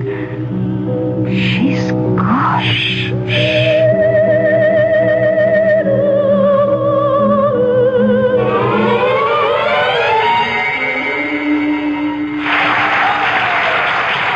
That was fantastic. She's not bad. Come on. I'm going to go and try to see her. What do you mean? I'm going backstage. Not me. Oh, we're friends. She'll remember me. She'll appreciate it. Yeah, well, okay. I'll have a smoke in the lobby. Oh, all right. I'll meet you in a few minutes. Okay. Grace? Honey? Remember me? Oh, Hildy Turner. Oh, how good of you to come. I couldn't believe it was you, Grace. Oh, well, I can't either sometimes. Oh, Hildy, did you enjoy the recital? Oh, you're terrific. How did it happen? You always said you couldn't sing. Well, it's been like a dream. Ever since I met Dr. Satlew. Who? Dr. Satlew. The Center for Transposition Science. Oh, dear, they're waving at me. Look, Hildy, I've got to run. Oh. But I'll call you. I have a hectic schedule, but I'll call, I promise. Are you still at the same place? Yes. Well, I'll call. I just can't believe it.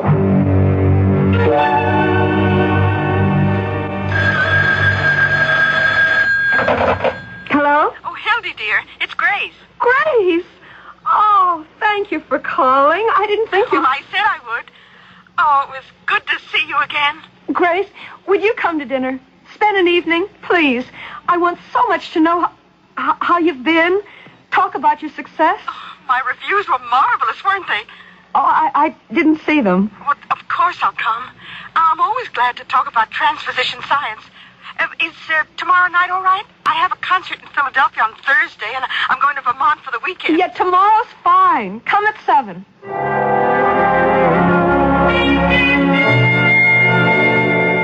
Oh, it's really good to see you again, Hildy.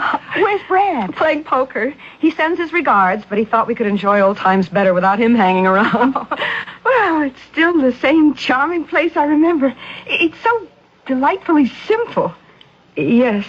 And you still have the linden tree out there. Mm-hmm. Oh, you remember when the super wanted to cut it down and you climbed up and sat in it until he gave up? Oh, that tree and the birds are my only touch with nature in this second floor walk up. Well, do you still feed the birds? Winter and summer. Oh. Hey, but it's you I want to talk about, Grace, not me. The last time I saw you was a year and a week ago. I looked it up in the calendar. Now, how could you do all this in 1 year? Well, I found a new life through transposition science. Yeah, you mentioned that backstage. Well, actually, it's the Center for Transposition Science, run by Dr. Satlu. Oh, he is fabulous. Oh, one of those cults? Oh, no, not what you think. Not at all. You see, Dr. Satlu has a very practical approach to changing your life. I put myself in his hands, and here I am. Oh, of course, I had to work. It wasn't overnight, but... he introduced me to a fantastic voice coach, one of his disciples. I couldn't believe the progress I made. It's almost like a miracle. It's all in how you think and meditate. His meditation sessions are the key. You bring yourself out of yourself. He must be expensive. $100. You're kidding. No, that's all. Hildy, are you interested? Is there something you'd like to change in your life? Oh, no. I'm fine. Oh, everybody wants something, I guess, but no. I wouldn't dream of it. Oh, you don't say that as though you meant it. Look, I'll give you his address. He likes referrals from fellowship members. No, I don't think so. Well, honey, think it over, huh? He says, quote, everyone's heart's desire can be theirs if only you believe. Unquote.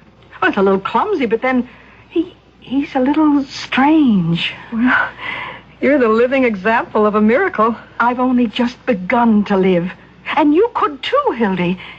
If there's something you really want enough to believe in Dr. Satlu, think it over.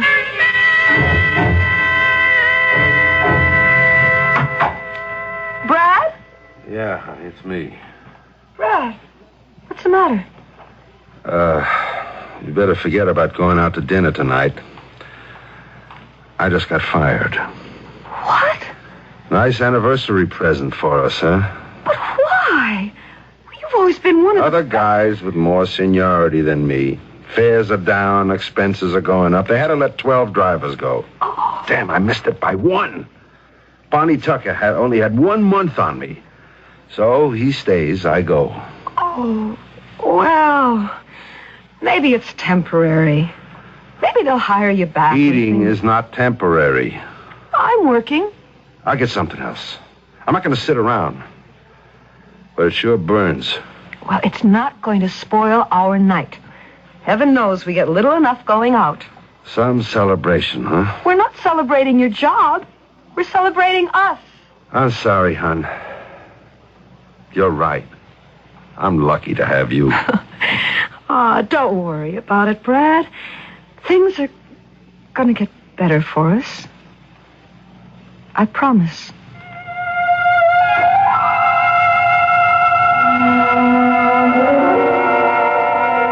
Hello, Grace.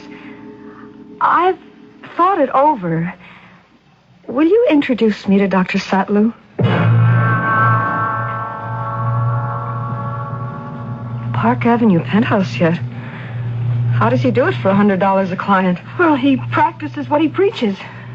Oh, Hilda, I'm glad you decided to see him. You'll change. You'll see. Oh, here we are. Good grief. Come on. It's absolutely empty. It's not a stick of furniture. Dr. Satlu believes material things cloud the mind. He'll explain. Now follow me and don't say anything. We're going to his chamber. There he is. He's meditating, but he knows we're here. Come in, dear Grace. Come in. Oh, Dr. Satlu, this is Hilda Turner. Dear Hilda, it's good of you to come. Dear Grace tells me you wish to join the fellowship. Yes. Sit down, please. On the floor, here with me. I don't use furnishings or trappings, as you can see, because that's just what they are, traps to draw our attention away from the real truth of existence, of beauty, of life. Yes. I understand. But don't be afraid.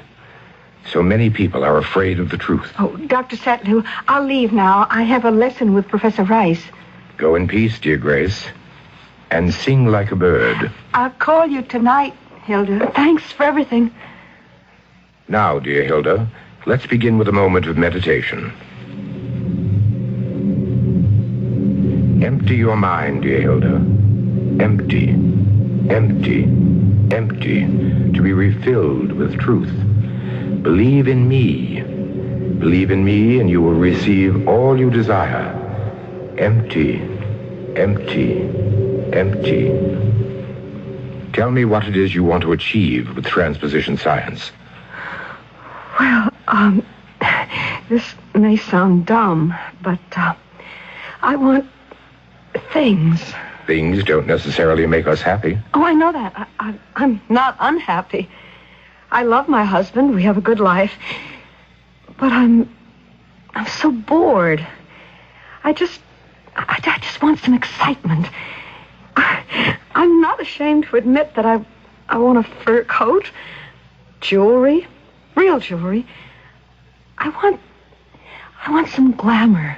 Not such a tall order. Oh, for me it is. There's no getting out of a rut. That's why I thought you could help me. After what you did for Grace. Yes. Dear Grace has almost achieved her heart's desire. Almost. I'd say she's there now. Oh, there's more for her, because she believes. Can you help me, Dr. Satlu? I can show you the way. Let me meditate a day or two. Then we shall know just which path to take. Your husband knows of your intent? Not yet. I'll have to tell him. I shall expect you on Saturday at 1 p.m. Yes. I'll arrange to take the afternoon off. Then welcome, dear Hilda. Welcome to a new life.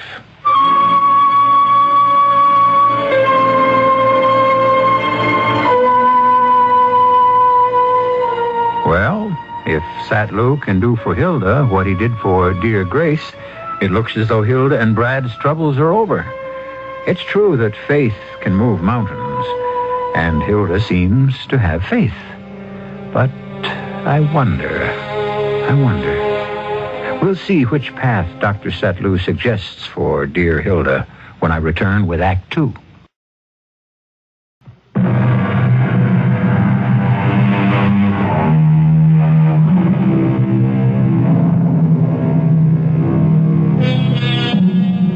Hilda Turner has placed herself in the hands of Dr. Satlu in hopes of improving her life. Dr. Satlu promises her heart's desire, but whether it's the best thing for Hilda remains to be seen. The child who eyes and eats too much of the chocolate cake pays the penalty of a sick stomach. In one way or another, Hilda will pay a penalty for achieving her dream. After all, you never get anything for nothing. Now, dear Hilda, I've decided the way for you is modeling. Modeling? Certainly. You want excitement, glamour. You want to wear furs, expensive clothes, jewels. A fashion model is the logical course. And models make $60, $80, $100 an hour. You must be kidding. With my looks and my figure? Ah, but we're going to change those. We are going to turn you into a model. I do have connections. A fashion model? Oh, that's really far out. Dear Hilda, do you think it's appealing? Oh, yes.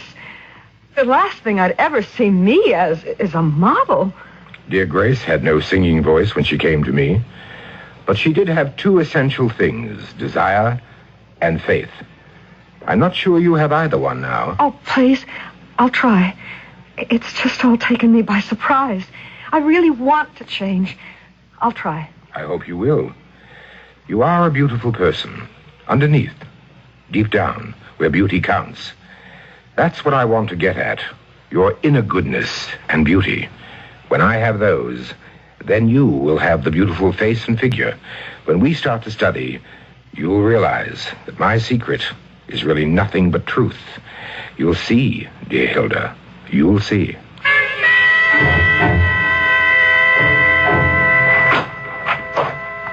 Hildy, where you been all afternoon? You weren't at work. I went to Hobbs. They told me you took the afternoon off. Yes, I did, Brad. Why? Okay, you've got to know. I told Dr. Satlew I'd have to tell you. Dr. Satlew? The man who did so much for Grace Hutchins. I went to see him. What for? To help me. Us. It's called the Center for Transposition Science. Oh, brother, he's just a phony after your money, Hildy. Show him what's in your bank book and he'll slam the door in your face. I've got to feed the birds. It just so happens his entire cost is $100. For what? For showing you how to get things. Things I want. All I want is for you to forget it. I don't want you messing around with some freaky cult. It can't do any harm. There you are. Come on. Come and get it. Those guys get you thinking, all mixed up. We got enough problems with me out of work as it is. Oh, there's our first Robin. Oh, hello, Robin. Yeah, but that's why I'm doing it, Brad. Look what happened to Grace Hutchins. From a nothing to a concert singer in a year. So what's he going to do for you? Make you a movie star? A model. I told him I wanted excitement, glamour, a fur maybe, some jewelry. A model. He says I can make $60 or more an hour modeling. We can live a lot better than we do, Brad. I'm happy with us the way we are. We don't need his kind of help. I'll get it. Yeah. Yeah, hello, Max. Oh, no. Well, when did it happen? Yeah, that's a shocker. How's his wife taking it? Sure. I'll be in. 8 o'clock tonight. Yeah, okay, Max. Brad, what happened? Bonnie Tucker was killed in an accident today. Oh, terrible. A drunk plowed through the divider on the drive. A real head-on. The drunk walks away and Bonnie's dead. Oh.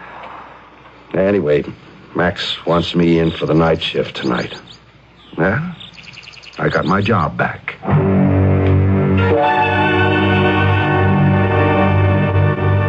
Good morning, dear Hilda. Good morning, Dr. Satlew. And so we begin our study. Much of the work will depend on you. I'm not a miracle worker. I show the way, but you must follow. The first thing I want you to do when you get home today is remove every mirror from your home. What? No mirrors, because the first thing we must get rid of is vanity. As the deep, beautiful, real you comes to the surface, your looks will begin to change. If you notice it, dwell on it, your vanity will stand in the way of our work. Does that present a problem? No, I guess not. Brad doesn't shave. He wears a beard. But he's not going to like it. He wasn't too keen on my taking up this, the science. But I'll convince him. He's working double shifts at the cab company. He's not home much anyway. Very well. We'll try it. Now, this book is the Bible of transposition science. I want you to start reading 1 chapter a day. We'll meet once each week for meditation together. The book shows you how to meditate daily by yourself. But our sessions together, that's where the real meaning is. I'll be here next Saturday, then. Yes. And now for our first meditation. Empty your mind, Hilda. All thought must leave. Only emptiness, whiteness, open to the spirit, the truth. Only emptiness, to fill yourself with the truth. Empty, empty, empty. Hilda? Hilda? Oh, what? Oh, Dr. Sattler. What happened? We were meditating. How do you feel? As though I wasn't here. Good. Deep meditation. You will be all right. Rest a moment, and then you can leave. Yes. Georgette, I'm having one of my disciples help you to a cab. Go home, rest, and start reading.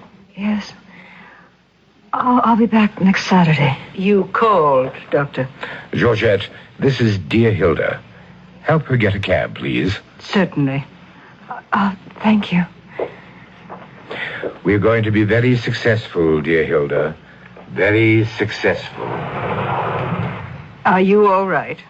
Yes, fine. I can really go myself. No trouble. Do you work for Dr. Sattler? In a way. I'm a disciple. Is that what I am? No. You're a student.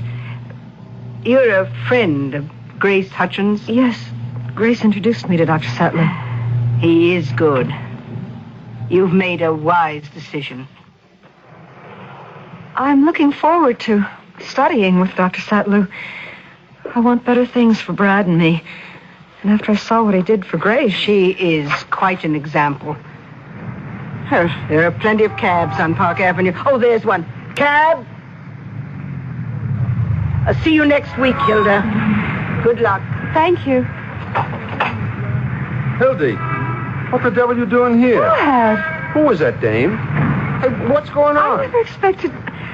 well, I went to see Dr. Sattler again. I thought you weren't going to mess around with that baloney. This where he lives?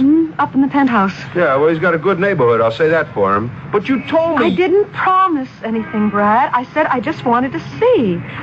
Oh, please, please go along with me, Brad. If it starts to hurt us, I'll give it up. I just hope you don't get in too deep to give it up.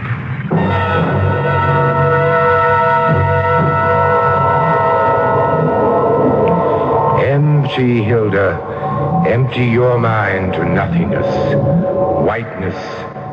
Let the truth come through. Oh, I'm bushed.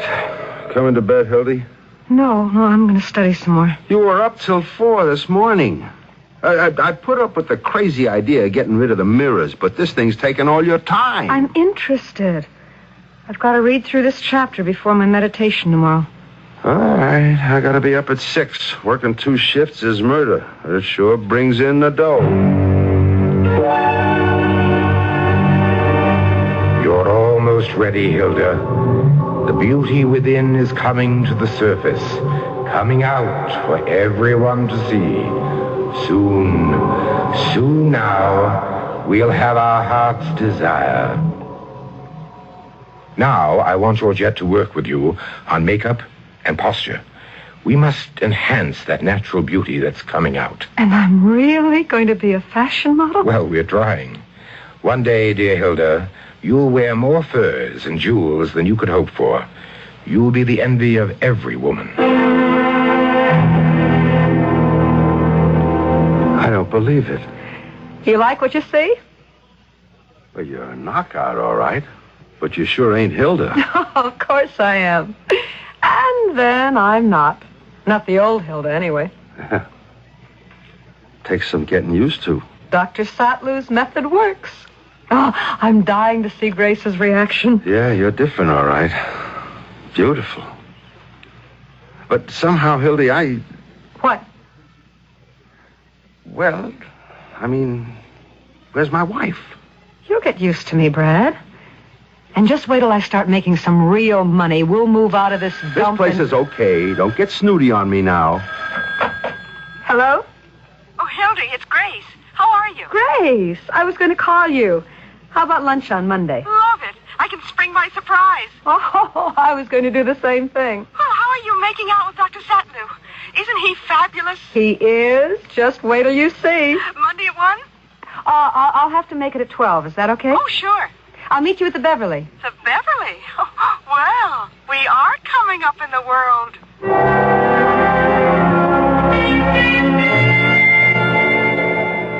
Grace? Over here. Oh, I beg your pardon. Grace, it's me, Hilda. Hilda? Oh, you're not Hilda. Ah, yes, I'm Hildy, little old Hildy Turner. Wait, it's just startling. Now I see it really is you. It's all because of Dr. Satlu. But you said you had a surprise. Oh, yes, but... Oh, honey, after seeing you, mine isn't all that much. What is it? Well, I'm going on tour.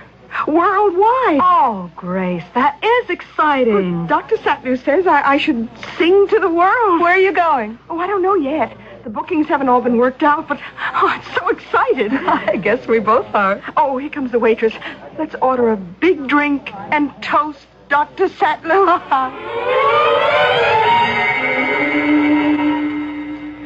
You are ready, dear Hilda, to try for a modeling career. Don't you agree, Georgette? The Fisher Agency will take her in a minute. I'm so nervous. Things never bothered me before. And you're starting an exciting new life. I feel like Grace must feel starting out on a concert tour. Ah, yes, dear Grace has told you of our plans. She said you told her to sing to the world. I think that's nice. And you, dear Hilda, will be admired by the world. Why don't you go home now, get some rest, and be sure to meditate. Georgette will be in touch with you after she sets up the appointment. She'll tell you what to do. All right. I'll try not to be nervous. You'll hear from me, Hilda. She'll make it. She's perfect. Of course she will. She ought to have some fun first. She will, just as Grace has had her fun. Now Grace must get down to serious work. Yes, her tour. Dear Grace is going to sing her heart out.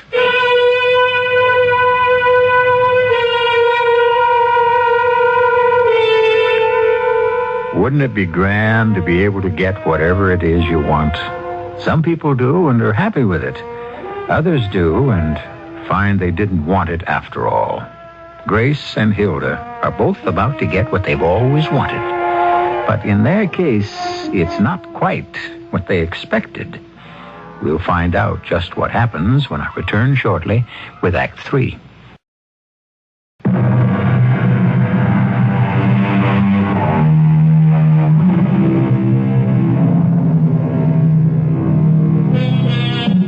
Hilda Turner is on her way to fulfilling her fondest wishes to be glamorous, have an exciting life, furs, jewels. Dr. Satlu and his disciple Georgette have already helped her to a physical transformation. Now she seems on the threshold of a modeling career. Not bad for a girl who only a few months ago was a plain housewife with a job at Hobbs' department store. Huh? Hildy, that you? Of course. Who were you expecting? I was just catching a couple of winks between shifts. What are you doing home at 3 o'clock? You're supposed to be at work. If you're referring to that insipid little job in that loathsome department store, I am finished with that. I gave them my notice today. Wait a minute. What's with this $5 award stuff? What do you mean? Insipid, loathsome. What the devil do they mean? Don't you understand English? English, yeah, sure. How come the fancy talk all of a sudden, Hildy?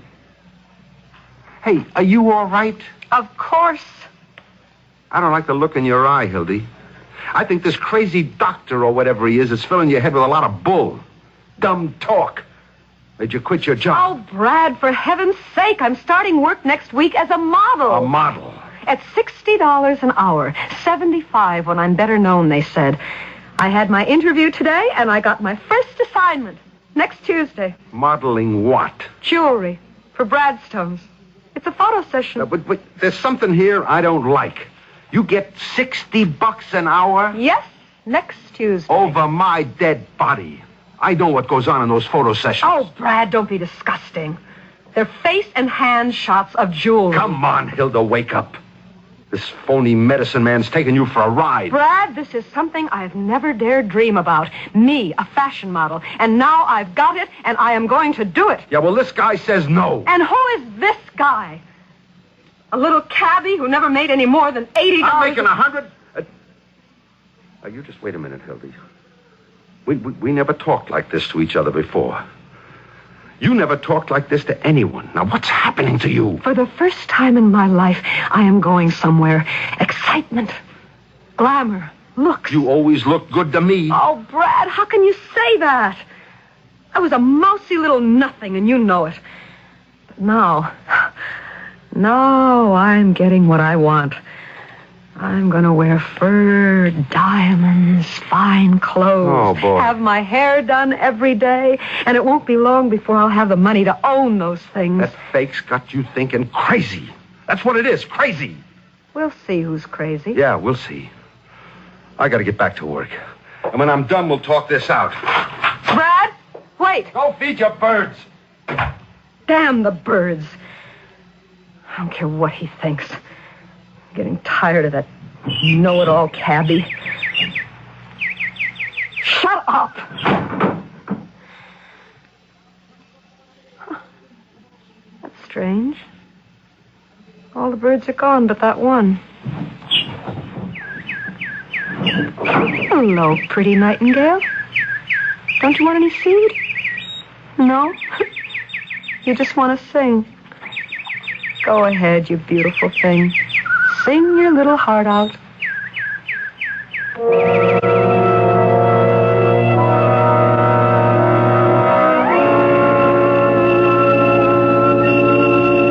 So next Tuesday you begin your career. Oh, I'm so excited, Dr. Satlew. It's a dream come true. Of course. I called Grace Hutchins to tell her the news, but someone answered and said she'd gone on tour already. Ah, yes. Grace is flitting about, singing to the world. I thought she'd called to say goodbye. Perhaps she was so busy she forgot. And Hilda, don't you forget to meditate daily, particularly when you go for your first job. Yes, this is Hilda Turner. Oh, you'll have to talk with my agent, Pat Smith at the Fisher Agency. I'm booked pretty solid for the next 2 months, I think. Lunch on Friday? I'd love it. But I think I have a show at the Waldorf. I'll call you back.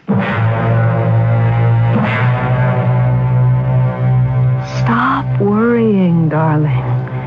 My husband works till 1 a.m. Pour some more wine. We have 3 whole hours. You're what?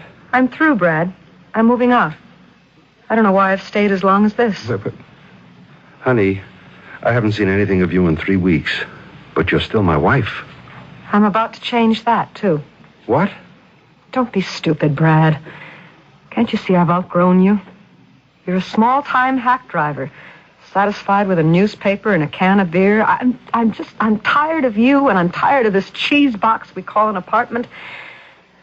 I'm taking a place in Dr. Satlew's building. I'm moving with a whole new crowd. Yeah. That's the whole trouble with you, Dr. Satlew.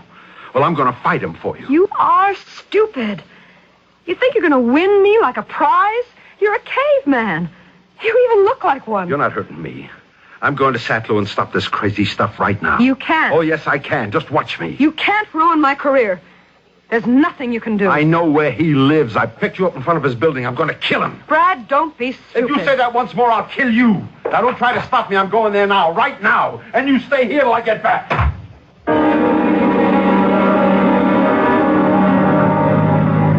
I'm going to take care of that guy. Then I got to move Hilda out of here. Get her away from New York and her crazy ideas. It was parked between 88 and 89. Yeah, step on it. I'm going to beat that light. Watch out, you crazy devil!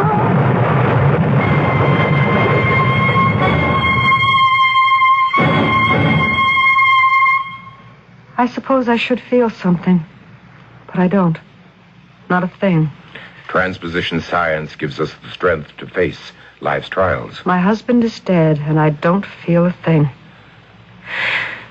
Well, I was getting ready to leave him anyway. I was thinking of taking an apartment here in your building. Splendid. We can continue our work. Dear Hilda, that part of your life is over. Think only of yourself, your beauty, your career.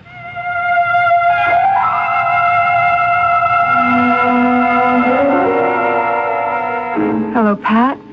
Hilda. Yes, I know. That's why I'm calling. I can't make it. Stiff all over. Must be coming down with the flu. No, you'd better cancel for the next couple of days. Hello, Georgette? Dr. Satlu called for me. Yes, Hilda. He's in the prayer room. Come. You look disturbed. Something wrong? I'm not feeling too well. Ah, Hilda. Come in. I was meditating about you. I haven't been well, Dr. Satlu. I thought it was the flu. Aches, stiffness. It's been all week. Those things usually last only a day or two. Sit down. If I can. I'm so stiff. I have been meditating, dear Hilda, because there's one last thing we must do to ensure your career. Well, I haven't worked for a week because of this flu. It is not the flu, dear Hilda. It's a change in your body, necessary to make sure that your beauty never fades. What do you mean? We are even, dear Hilda. You promised to believe in me, and you did. I promised you beauty, furs, jewels, glamour. We both have what we wanted. You have your heart's desire, and I have your soul. My soul? My soul? Yes, your soul. I took it from you and put it on your face, and there, dear Hilda, it shall remain forever.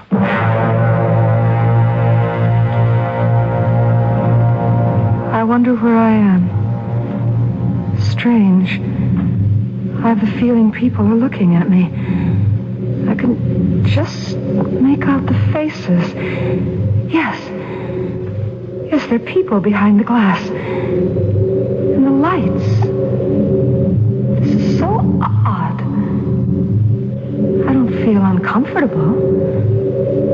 But why am I here? I can't remember anything at all. I don't know why I'm here. But worse, I don't know where I am. I can't seem to move. Not a muscle. I can't even turn my head.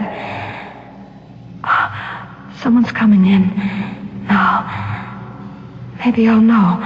Why do they want to change the window again? We just dressed this new mannequin yesterday. Ronnie decided the sable and the turquoise didn't go together. I could have told him that in the first place. You can't tell Ronnie anything.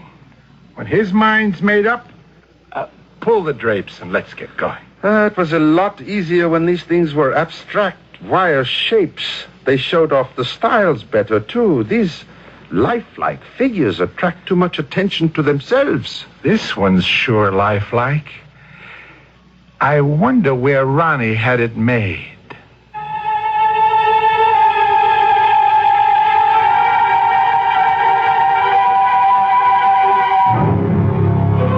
When we try to be something we're not, we often end up losing what little we had to begin with.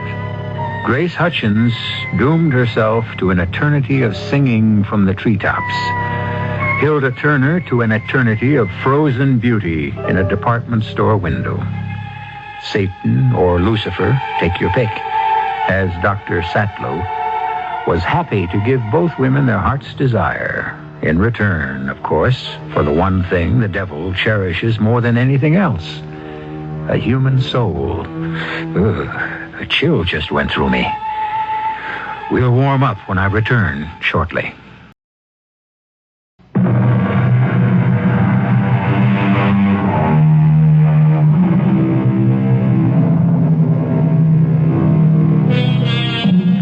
If you're longing for something, be careful how you go about getting it. Trying the easy way out may prove to be a hard road to follow, particularly if you don't know whom you're dealing with. The road to you-know-where is paved with good intentions, but you-know-who always seems to be waiting. You never get anything for nothing. Well, there's one exception. Our Mystery Theater plays. You can enjoy them for nothing more than your attention and your imagination. Our cast included Lois Nettleton, Robert L. Greene, Bryna Rayburn, and Nat Polan. The entire production was under the direction of Hyman Brown. This is E.G. Marshall inviting you to return to our Mystery Theater for another adventure in the macabre. Until next time, pleasant dreams.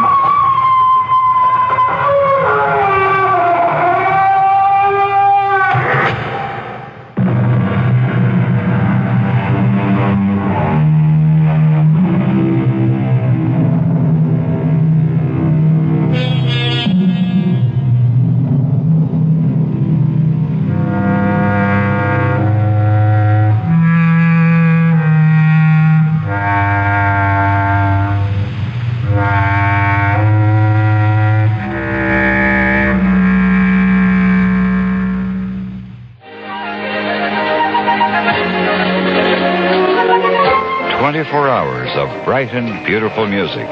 91 KIXI, Seattle.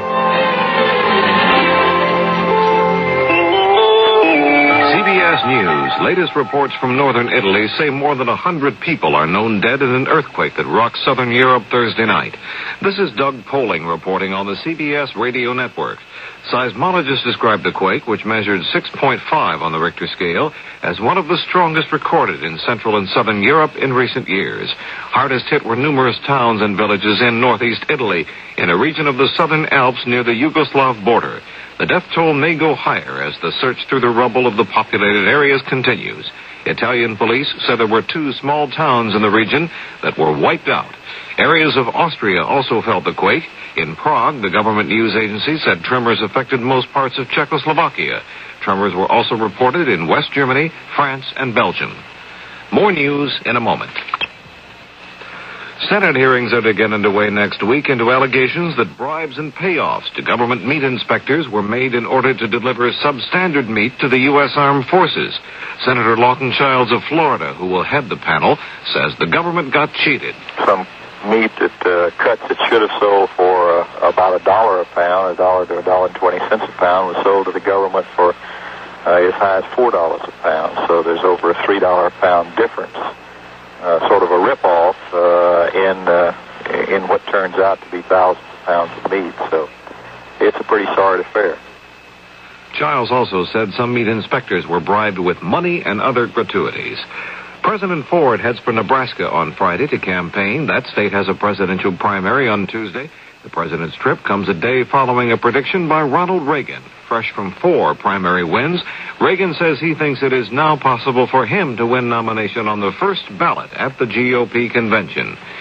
There are reports from Buenos Aires saying that ousted President Isabel Perón of Argentina and 3 other persons prominent in her government have been indicted on charges of mishandling public funds. A Senate Intelligence Committee staff report says the FBI has used an army of more than 1,500 informers to infiltrate such diverse groups as the Ku Klux Klan, the Black Panthers, and the Women's Liberation Movement. The report says the informers have been paid $7.5 million. The report says that at the height of one program, undertaken at the request of the Nixon White House in 1972, the FBI had 7,400 undercover spies in black urban areas to warn of riots and other violence. The Labor Department on Friday will release the unemployment figures for April. In advance of the figures, Commerce Department Acting Chief Economist Maynard Comias says there is little indication of any sharp decline in the jobless rate. He says whatever improvement in the unemployment rate from here on out will be very slow unless the economy continues to advance quite rapidly.